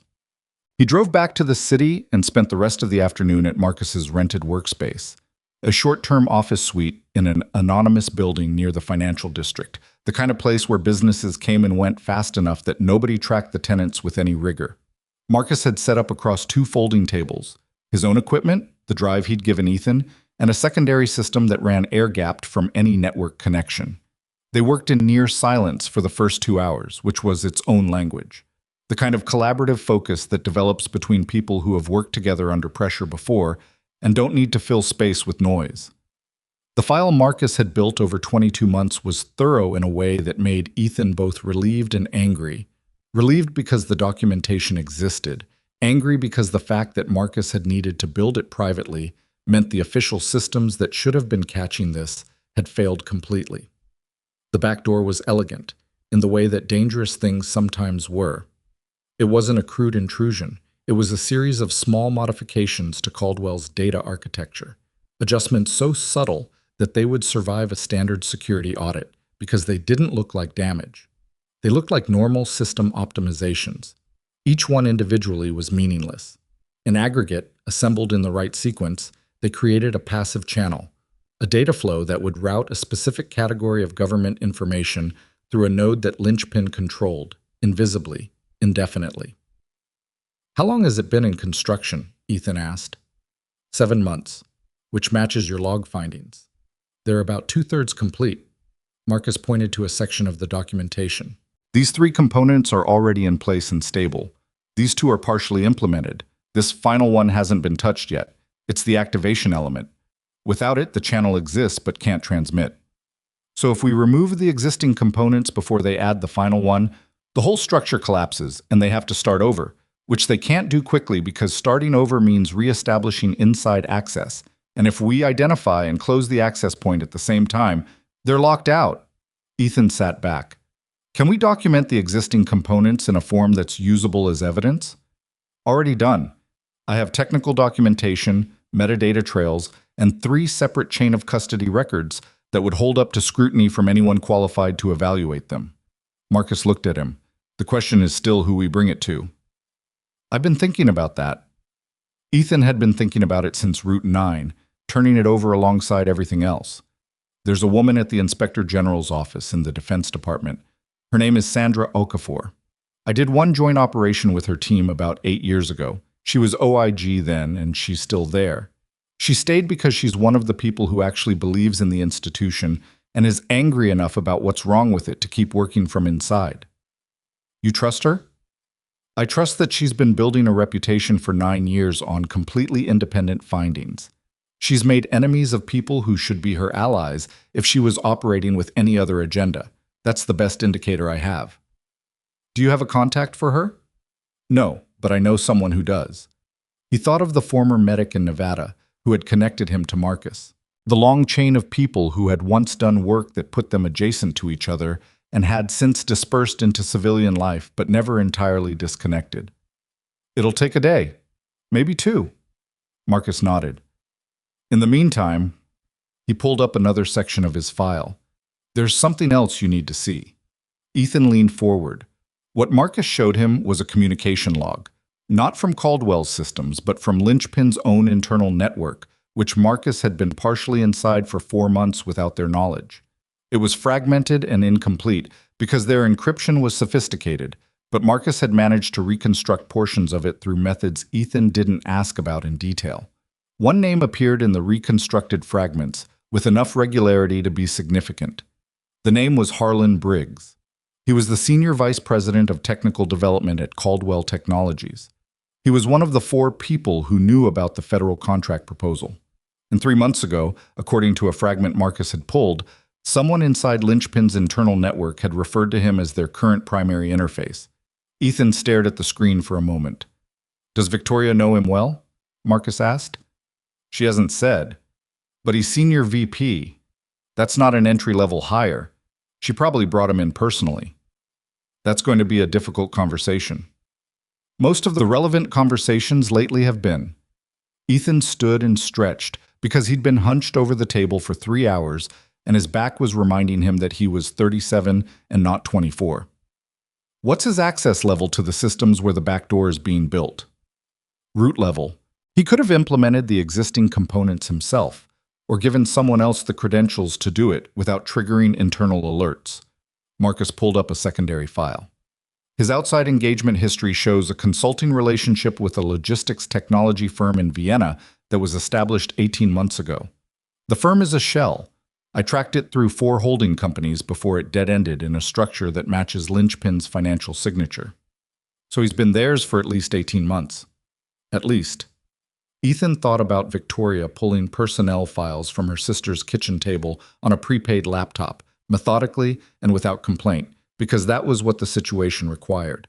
He thought about what it was going to be like to tell her that one of the people she trusted with her company's most significant opportunity was the mechanism through which that company had been used. "I'll handle that," Ethan said. "I'll tell her." Marcus looked at him with a careful neutrality. "She's not just a principal to you." It wasn't quite a question. "She's someone in a bad situation who deserves accurate information," Ethan said. Marcus held the neutral look for another second, then returned to his screen. "Of course."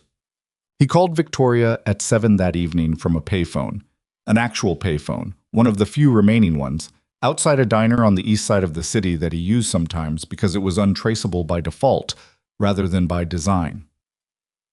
"I need to tell you something about one of the 4 names," he said. She was quiet for a beat. "Briggs." He paused. "How did you know?" "Because I pulled the records like you asked, and I found 2 things I couldn't explain. A secondary email address tied to his access credentials that doesn't appear in any official IT documentation, and a travel record showing he was in Vienna 3 times last year on what was logged as personal leave." Her voice was even, completely, carefully even. "I've been sitting with it for 4 hours trying to find an alternative explanation. There isn't one." "I know." A pause. Long enough that he could hear her breathing. "I hired him 3 years ago. 8 months after Daniel disappeared, when I was trying to rebuild everything on my own. He came recommended through a professional network, his background checked clean, and he understood exactly what I was trying to build." Another pause. "He understood it because they sent him." "Probably." "They sent him, and then they waited, and he helped me build a company that they were going to use." Something shifted in her voice. The evenness cracked slightly, not dramatically, just enough to let through the pressure that had been building behind it. "He was in my building for 3 years. He came to Lily's birthday party last spring." Ethan held the phone and let her be angry, because she had the right to it, and because trying to process it out of her at this stage would be both useless and unkind. "I want him out of my building," she said. "Not yet. If you move on him now, you alert the network and they accelerate. We need to contain the information until we have the channel to Sandra Okafor confirmed and the documentation ready to transfer. 3 days, maybe 4. 3 days of letting him sit in my building with access to my systems. With access that Marcus and I can monitor. If he makes a move toward the final component, we'll see it coming." A longer silence. He could hear faintly the sound of Lily's voice somewhere in the background of where Victoria was. Talking to someone, Rachel probably. The words indistinct, but the tone ordinary and unconcerned. "Fine," Victoria said. 3 days. "I'll be in touch tomorrow." "Walker." Her voice had gone back to level, but it was a different kind of level than before. Quieter. Less controlled and more genuine. "How do you do this? Live like this? Knowing what you know about how things actually work?" He thought about it, genuinely rather than reflexively. "You pick the thing that matters most in a given moment and you focus on it. You don't try to hold everything at once." "What's the thing that matters most right now?" "Lily's voice in the background," he said. "That's what matters most." She was quiet for a moment. "Yes," she said. "It is." He hung up and walked back to his car through the cool evening, hands in his pockets, and drove to Mrs. Patrice's to pick up Mia. The next 2 days moved in a particular rhythm that Ethan recognized from operational experience, the combination of intense focused work and enforced patience, that came when you were building toward a deadline you didn't fully control. He and Marcus worked through the technical documentation in long sessions, refining the evidence package into a form that was as airtight as they could make it.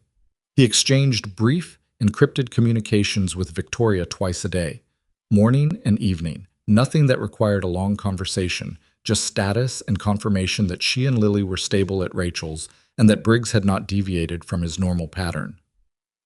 On the evening of the second day, through the former medic's chain of contacts, he reached Sandra Okafor. She answered her personal cell on the third ring, and when he gave his name, she said, "I heard you'd left the service," in a tone that suggested she'd heard other things too and was interested in which ones would come up. "I did, 8 years ago. And now you're calling me at 8 in the evening on a private number." "Yes." "Which means whatever you have isn't something you wanted to put through official channels." "Correct." "Tell me why I shouldn't just refer you to the standard intake process."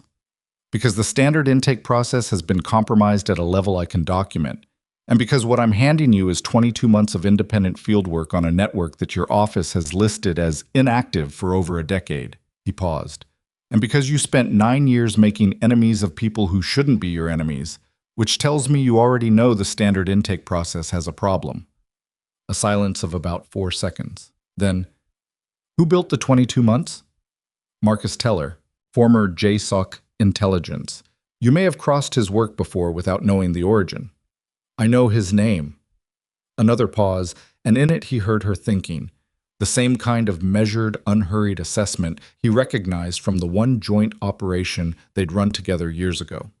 "How soon can you get the documentation to me? How soon can you receive it in a way that doesn't go through a logged channel?" "Day after tomorrow. I'm in Atlanta for a conference.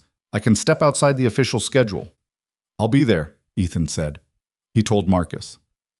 Marcus spent the remaining time compressing and preparing the file for transfer and building an additional verification layer so that the provenance of every piece of evidence was unambiguous. Ethan spent those same hours thinking through the residual logistics, the things that needed to happen at Caldwell's end before and immediately after the transfer, the timing of Briggs's removal, the sequence of steps that would give Victoria the cleanest possible path through the aftermath. And he thought about the conversation he still hadn't fully had with her. Not about Briggs, not about Linchpin, but the other one.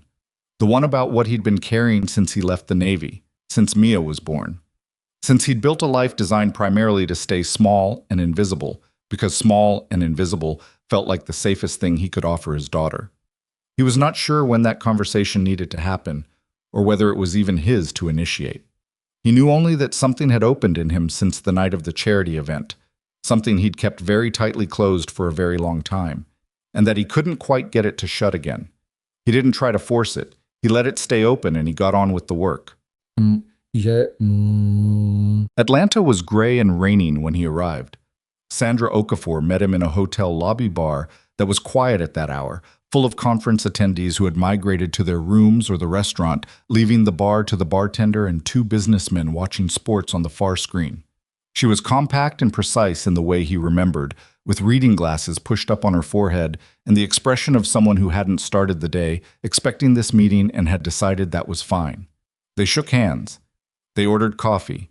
He laid it out for her in 45 minutes, structured and specific, the way you brief someone who knows how to receive a brief.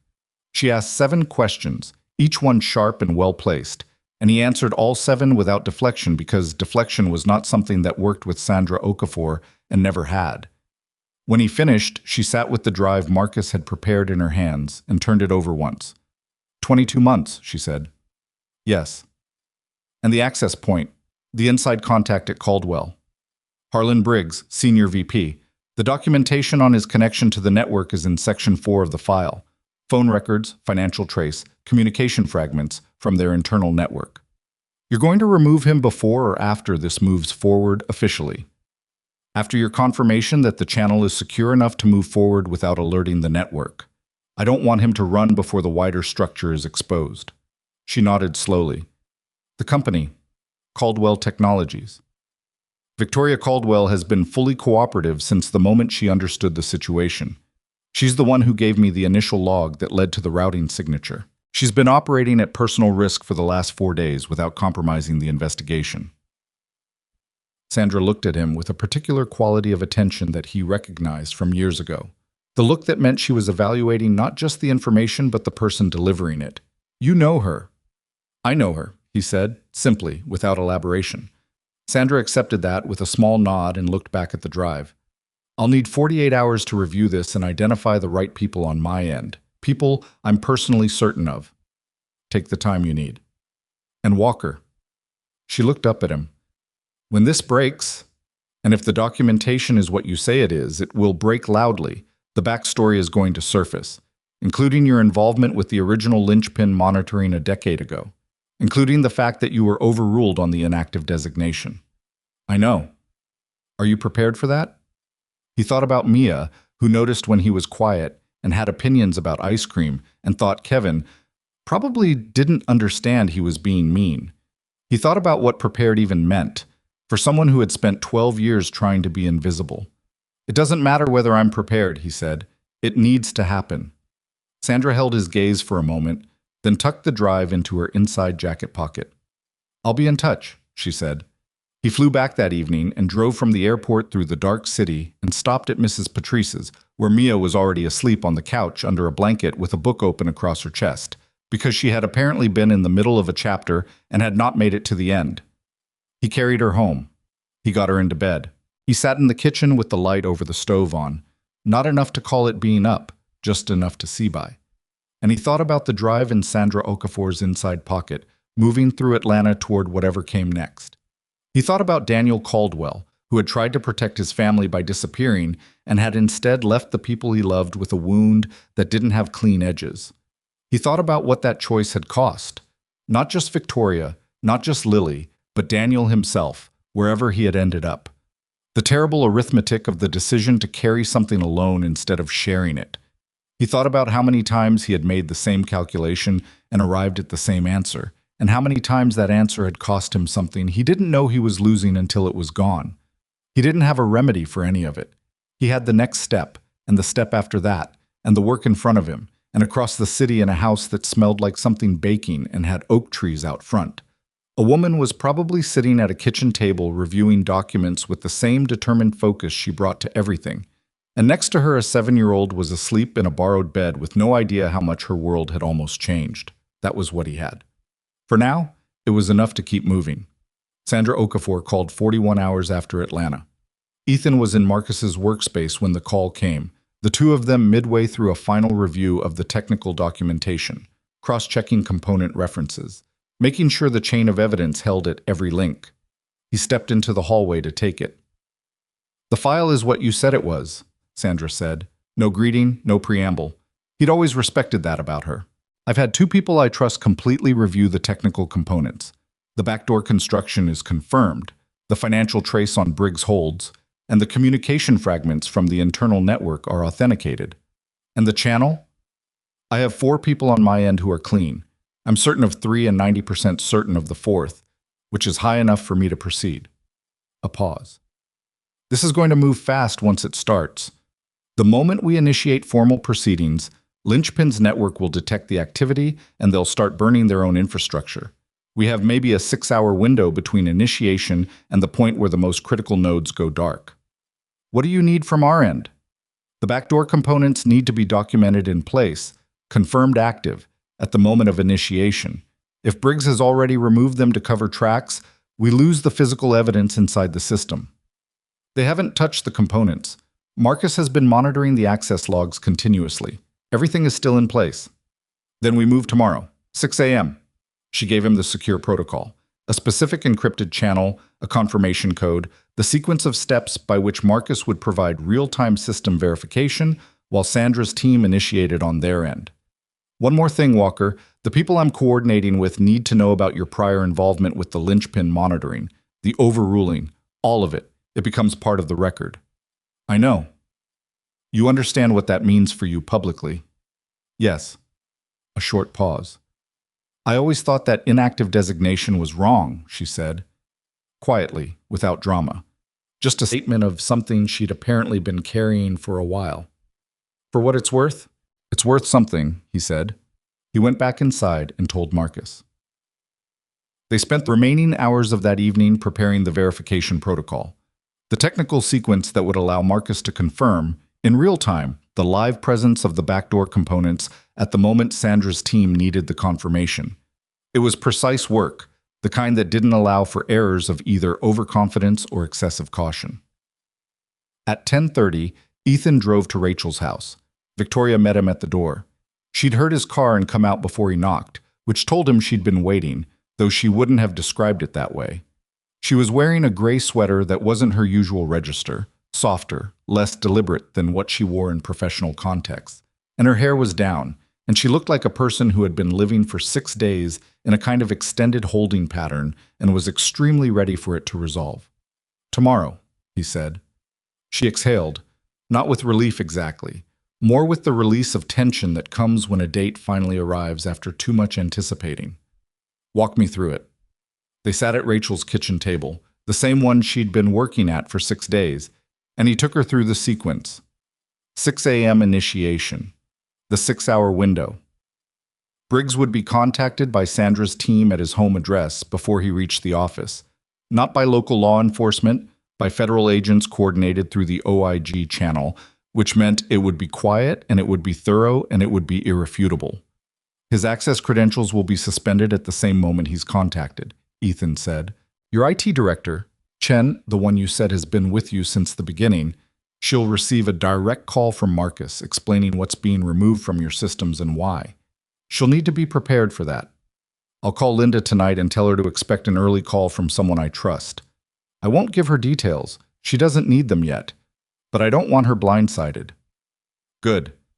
Victoria had her hands wrapped around a cup of tea that had gone cold. She looked at the table for a moment, then up at him. "What happens to my company after this? Honestly." "Honestly, the next 4 to 6 weeks will be difficult. There will be a formal security review of your systems, conducted by a team Sandra designates. The federal contract process will be paused pending the review. Your board will need to be briefed, which means controlling the narrative carefully and quickly." "I can control a narrative." "I know you can. The review will ultimately confirm that the backdoor was introduced without your knowledge or complicity, and that you cooperated fully with its identification and removal. That's a defensible position. Better than defensible. It's the truth, and the documentation supports it completely." He paused. "The contract is probably delayed 6 months, not lost. That's my estimate, not a guarantee." She nodded slowly. 6 months I can manage." She paused. "What about you? Sandra said your prior involvement becomes part of the record." "She told you that?" "She called me directly this afternoon to confirm my cooperation for tomorrow and to explain the scope of the official record." Victoria looked at him steadily. "She said your name will be attached to the original monitoring effort, the overruling, and the current exposure. She said it would be public." "Yes." "And the life you've been living, the quiet life." "Won't be quiet anymore for a while," he said. "That's accurate." "Are you—" She stopped, started differently. "Mia. She's 6 years old and she's resilient, and she has Mrs. Patrice, who is worth more than most protective details I've ever worked with." He said it with a flatness that he knew was partly deflection, but also partly genuine conviction.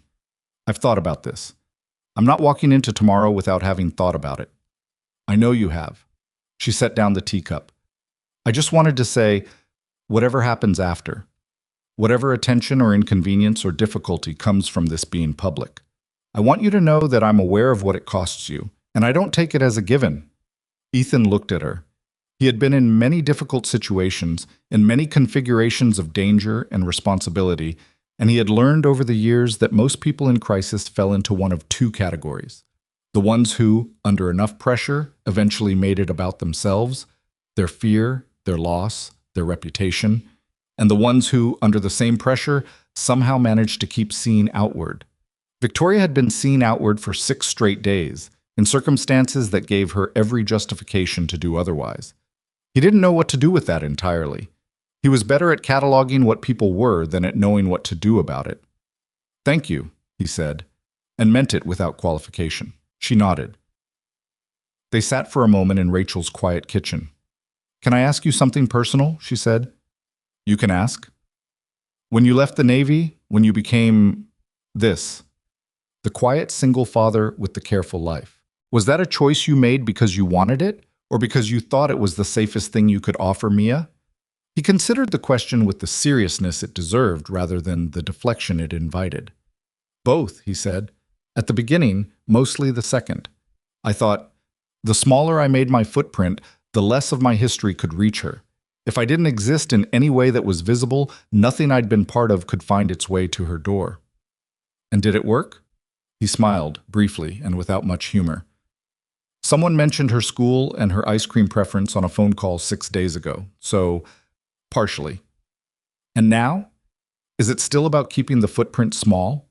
He looked at the kitchen window, dark at this hour, showing nothing but the reflection of the room. I think I've been confusing protection with absence, he said slowly, like if I just didn't need anything, didn't want anything beyond what Mia needed, didn't take up any more space than was strictly necessary, then nothing bad could reach us. But you can't actually protect someone by shrinking yourself. You can only make yourself too small to be of use. Victoria was quiet for a moment. Daniel thought the same way. Keep the big things away by keeping them secret. Handle it alone. Don't let anyone else carry any of it. She paused. I was angry at him for a long time for that. Past tense? Getting there. She picked up the cold teacup and set it in the sink. I'm not sure anger is the right container for it anymore. It's more like grief with complicated edges. He understood that. He understood it from his own inventory of things he'd carried for years in containers that didn't quite fit. He left at 11:30. At the door, Rachel's porch light throwing pale yellow across the steps. He turned back. Victoria. She was still in the doorway. Yes. After tomorrow. When the immediate part of this is over. He stopped, not because he didn't know what he wanted to say, but because saying it required a kind of openness he was unpracticed at and wasn't entirely sure he wouldn't do badly. I'd like to not disappear, if that makes sense. She looked at him for a moment. Something shifted in her face, the careful management parting just enough to let through something honest. It makes sense, she said. I'd like that too. He drove home through the dark city, and for the first time in 6 days, his chest felt something other than the particular compression of accumulated threat. The morning of the operation arrived gray and cold, with a low ceiling of cloud that turned the city the color of old pewter. Ethan was at Marcus's workspace by 5:15. Marcus was already there, had been there since 4, running final checks on the verification protocol with the focused quiet of a man who understood that this was the last point at which errors were catchable. At 5:58, the encrypted channel opened. Sandra's confirmation came through at 6:01. Initiation confirmed, federal coordination in progress, Briggs being contacted at his residence at that moment. Marcus began the real-time verification sequence. What followed was 2 hours of technical work that looked, from the outside, like 2 men staring at screens in silence. But inside that silence was the actual dismantling of something that had been constructed over years, painstakingly, invisibly, inside the architecture of a company built by a woman who had no idea what had been embedded in its foundations. Marcus documented each component as Sandra's team moved through the system with their designated technical specialists, pulling the pieces of the back door one by one, recording their specifications, establishing the chain of evidence that would make each one provable in any proceeding that followed. Ethan's job in those 2 hours was to monitor the secondary channel, the linchpin network activity that Marcus had been partially inside, and watch for signs that they detected the operation and were moving to burn their infrastructure. The first sign came at 7:44, a spike in encrypted traffic across 3 nodes that Marcus had identified as linchpin relay points. Then, 17 minutes later, a cascade, communications going dark in sequence, the network eating itself from the edges inward, exactly as Sandra had predicted. They know, Ethan said. How much of the documentation is confirmed? Marcus asked Sandra on the channel, without looking up from his screen. 83% complete. We need 12 more minutes. You have maybe 8 before the internal nodes go dark. Then we work faster. Her voice was perfectly level. In the background, he could hear other voices, her team, and the sound of people doing complicated work quickly. They got 11 minutes. At the 11-minute mark, the last relevant node in Linchpin's accessible network went dark. But Sandra had what she needed, Verification complete, she said. Documentation is sealed and logged. We're done. Marcus sat back in his chair and pressed both hands flat on the table and stared at the ceiling for a moment. Ethan called Victoria. She picked up immediately. Is it done? It's done. A sound on her end that wasn't quite anything. Not a word, not a cry. Something more like the noise a person makes when they've been holding themselves very rigid for a very long time, and something finally releases. Then, quietly, okay. Sandra's team will contact you formally within the hour. Linda Chen will be called in the next 15 minutes. You should go back to your office today. Not rushed, normally, same time you'd usually arrive. Act as if it's a regular day until the formal contact comes through. I can do that. I know you can. Walker. A pause. Thank you. He didn't know what to say to that exactly, so he said, I'll talk to you soon, and hung up, which was not a perfect response, but was an honest one. Basic. The weeks that followed were, as he'd predicted, difficult in the specific ways that the aftermath of large, necessary disruptions tend to be difficult. Not dramatic, not violent, but exhaustingly procedural. Ethan gave 3 separate formal interviews to Sandra's team, all recorded, all comprehensive, covering the original linchpin monitoring, the overruling, and every step of the current exposure. The record he'd always known would eventually exist was now being built carefully and on his terms, which was better than the alternative. His name appeared in reporting about 3 weeks after the operation. Not front page, the story was too technical for most general outlets to lead with, but in the specific corners of journalism that covered national security and corporate malfeasance, the details came out with enough accuracy to be uncomfortable. Former Navy SEAL, quiet civilian life, single father, re-engaged with a network he'd originally tracked a decade earlier. The framing was largely neutral. One outlet made it slightly heroic in a way that embarrassed him. One made it slightly suspicious in a way that Sandra's office corrected within 48 hours. Mia came home from school 3 days after the story appeared and said, Kevin says his dad saw your name on the news. Ethan was making dinner. He set down the spoon. What did you say? I said my dad works in security, and sometimes security is in the news. She shrugged with the pragmatic economy of someone who had processed a thing and moved on from it. Kevin said that was cool. I said it was just his job. Ethan looked at his daughter. Is that right? He said. That's what you always say when I ask about your job, that it's just a job. I do say that. Are you going to tell me more now? He served the pasta and sat down across from her. Yes, he said, but not all at once. A little at a time, as you're ready for it. She considered this arrangement. Okay, she said, and picked up her fork. He thought sometimes about what it meant to be a parent, which was something he thought about often, though never with any conclusion. The specific impossibility of it was this.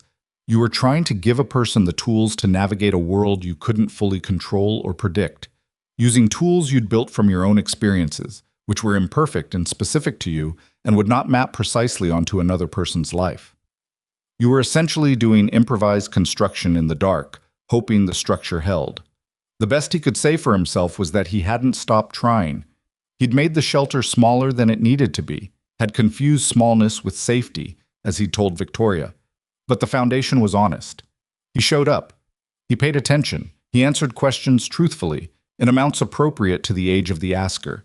He tried, imperfectly and with regular failure, to let Mia see the parts of him that were uncertain and fallible, rather than performing a competence he didn't always feel. That was all he had. He offered it without pretense that it was more.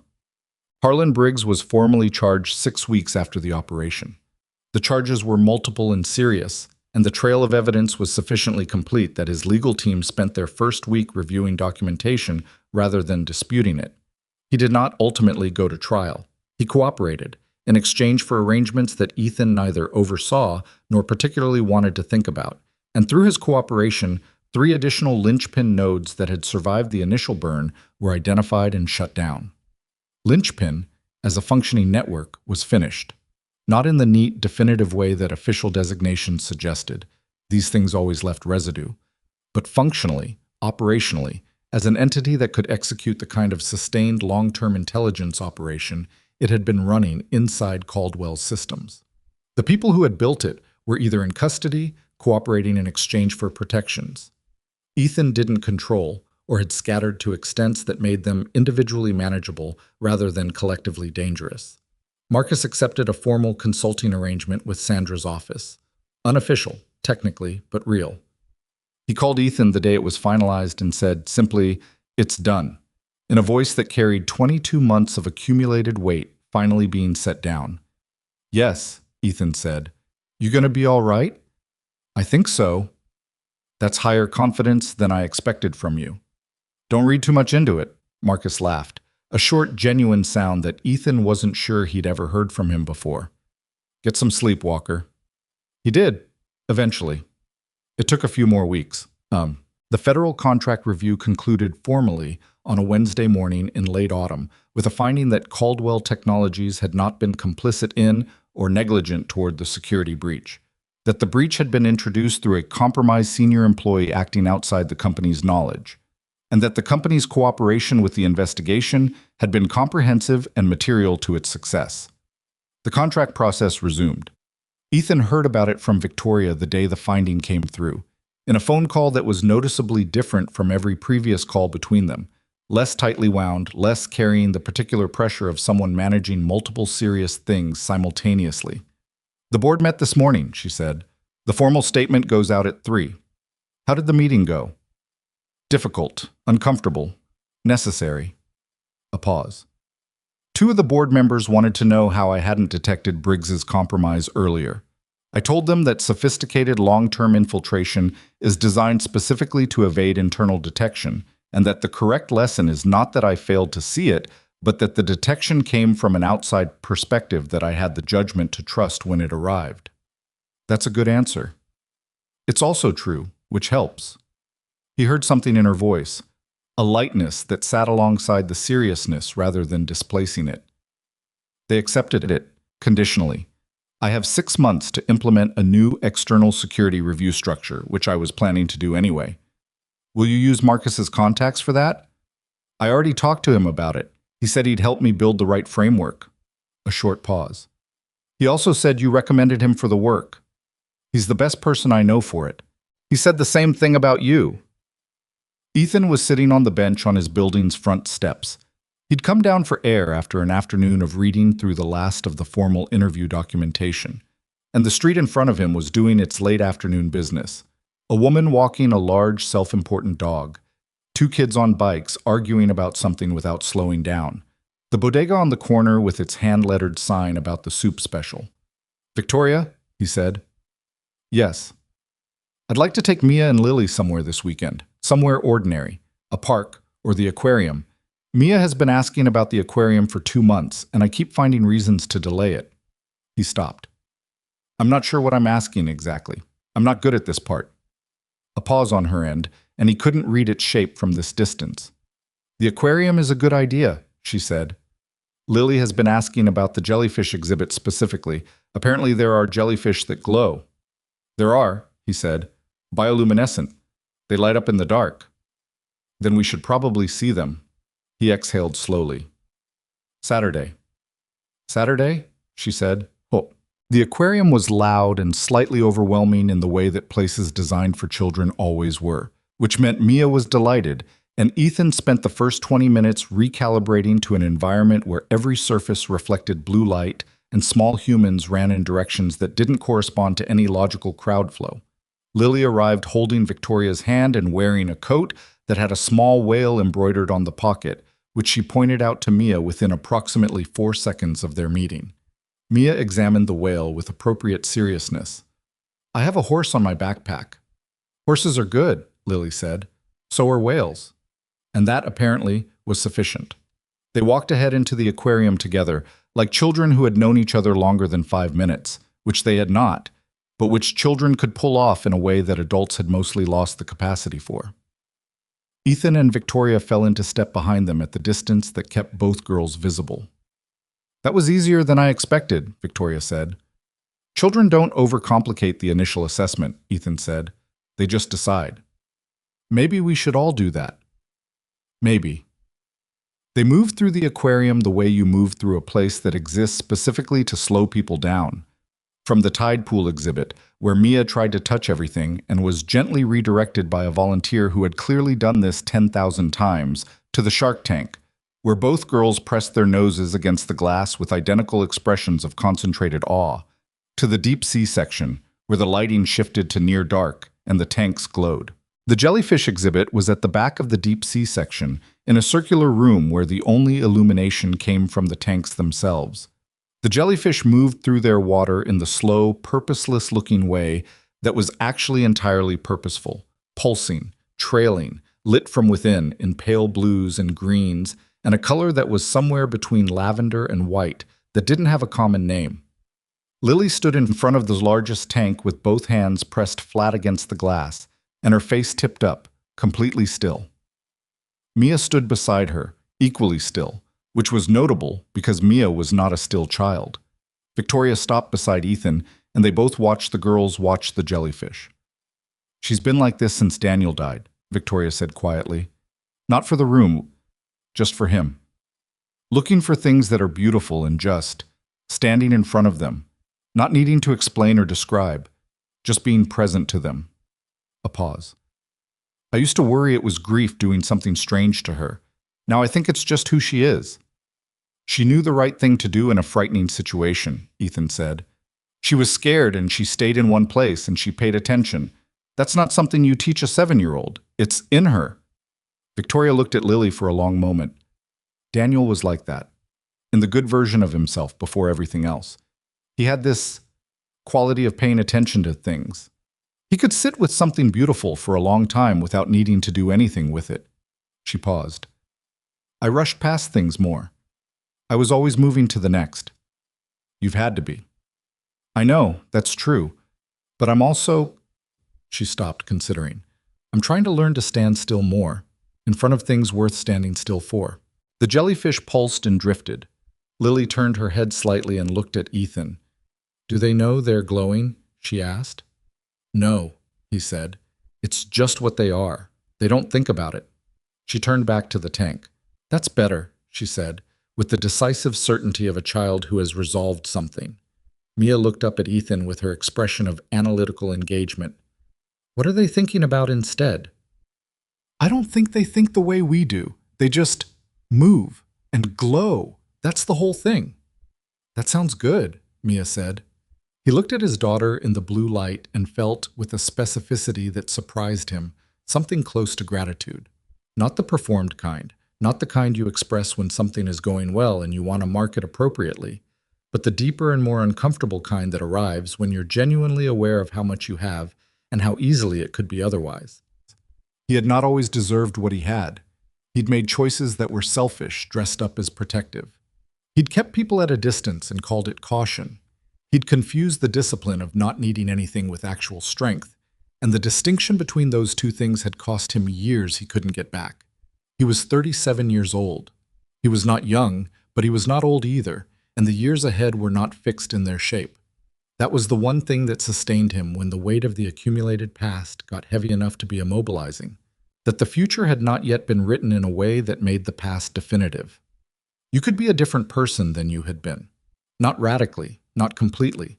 The person you were left marks, and pretending otherwise was its own kind of dishonesty.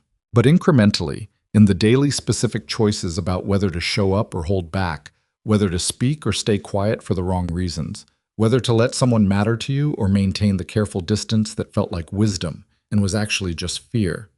In those choices, accumulated over time, a person could become someone worth being. He was working on it. He would keep working on it. Victoria was standing close enough that their shoulders were almost touching in the narrow space of the exhibit room, and she hadn't moved away. And he hadn't moved away. And neither of them had said anything about this because some things accumulated their own meaning without requiring words to establish them. After the aquarium, they walked to a noodle place 2 blocks away that had 8 tables and a handwritten menu and a cook who worked behind a low counter where you could watch the whole operation, which both girls found transfixing. They ate at a table by the window with the city moving past on the other side of the glass, and Lily told a story about a caterpillar she had found in Rachel's garden that took approximately 14 narrative detours before arriving at its conclusion, which was that the caterpillar had been relocated to a safer location near the back fence. Mia listened to the whole story with genuine attention and then asked three specific questions about the caterpillar's eventual fate, all of which Lily answered with complete seriousness. Ethan watched them across the table. Victoria watched him watch them. "You're doing the quiet thing," she said, low enough that only he could hear. "I know." He looked at her. Not the bad kind this time. She held his gaze, and something in her face, the last remaining layer of management and careful control, let go entirely, just for a moment, and what was underneath it was simply a person who had been through a great deal and was, at this particular table in this particular noodle restaurant, not in the middle of any of it. "Good," she said, and turned back to the girls. 3 months later, Ethan sat in a conference room at Sandra Okafor's office for what she said would be the final formal debrief, the capstone interview that would close the official record on the linchpin exposure. The room was government standard and slightly too cold and had a water dispenser that made a periodic sound like clearing its throat. Sandra had the final documentation in front of her and a recorder running on the table between them.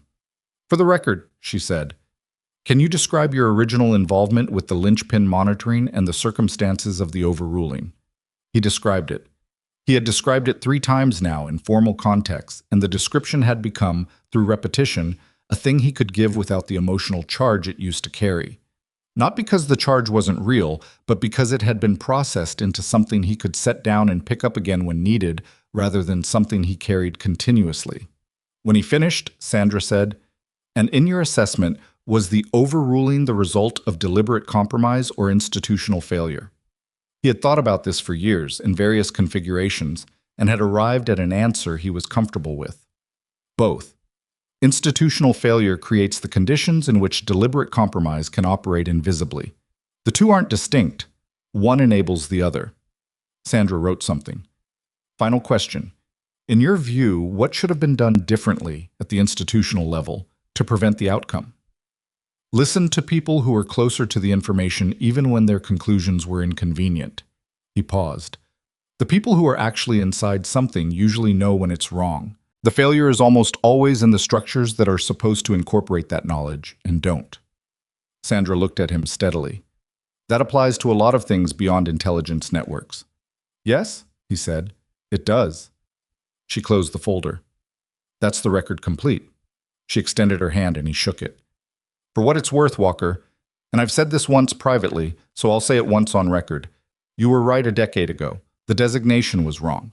The outcome of that error is documented in this file, and I intend to ensure it's part of the institutional conversation going forward. He nodded. He didn't have a response that improved on that, so he didn't reach for one.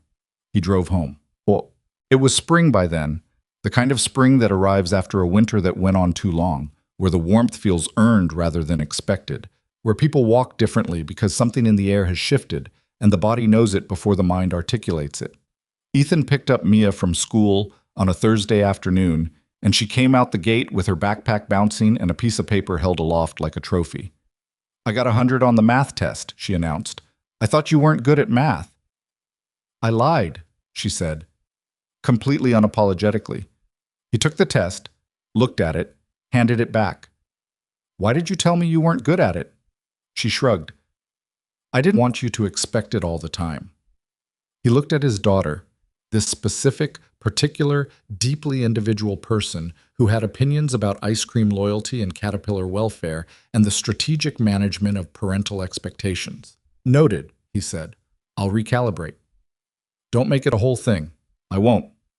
They walked to the car. She talked about something that had happened at lunch. He listened. The afternoon was warm enough for just a jacket, and the trees along the street were doing what trees did in spring. That brief, excessive blooming that always looked slightly embarrassing, like the trees had decided to overcommit. He didn't know what his life would look like in a year.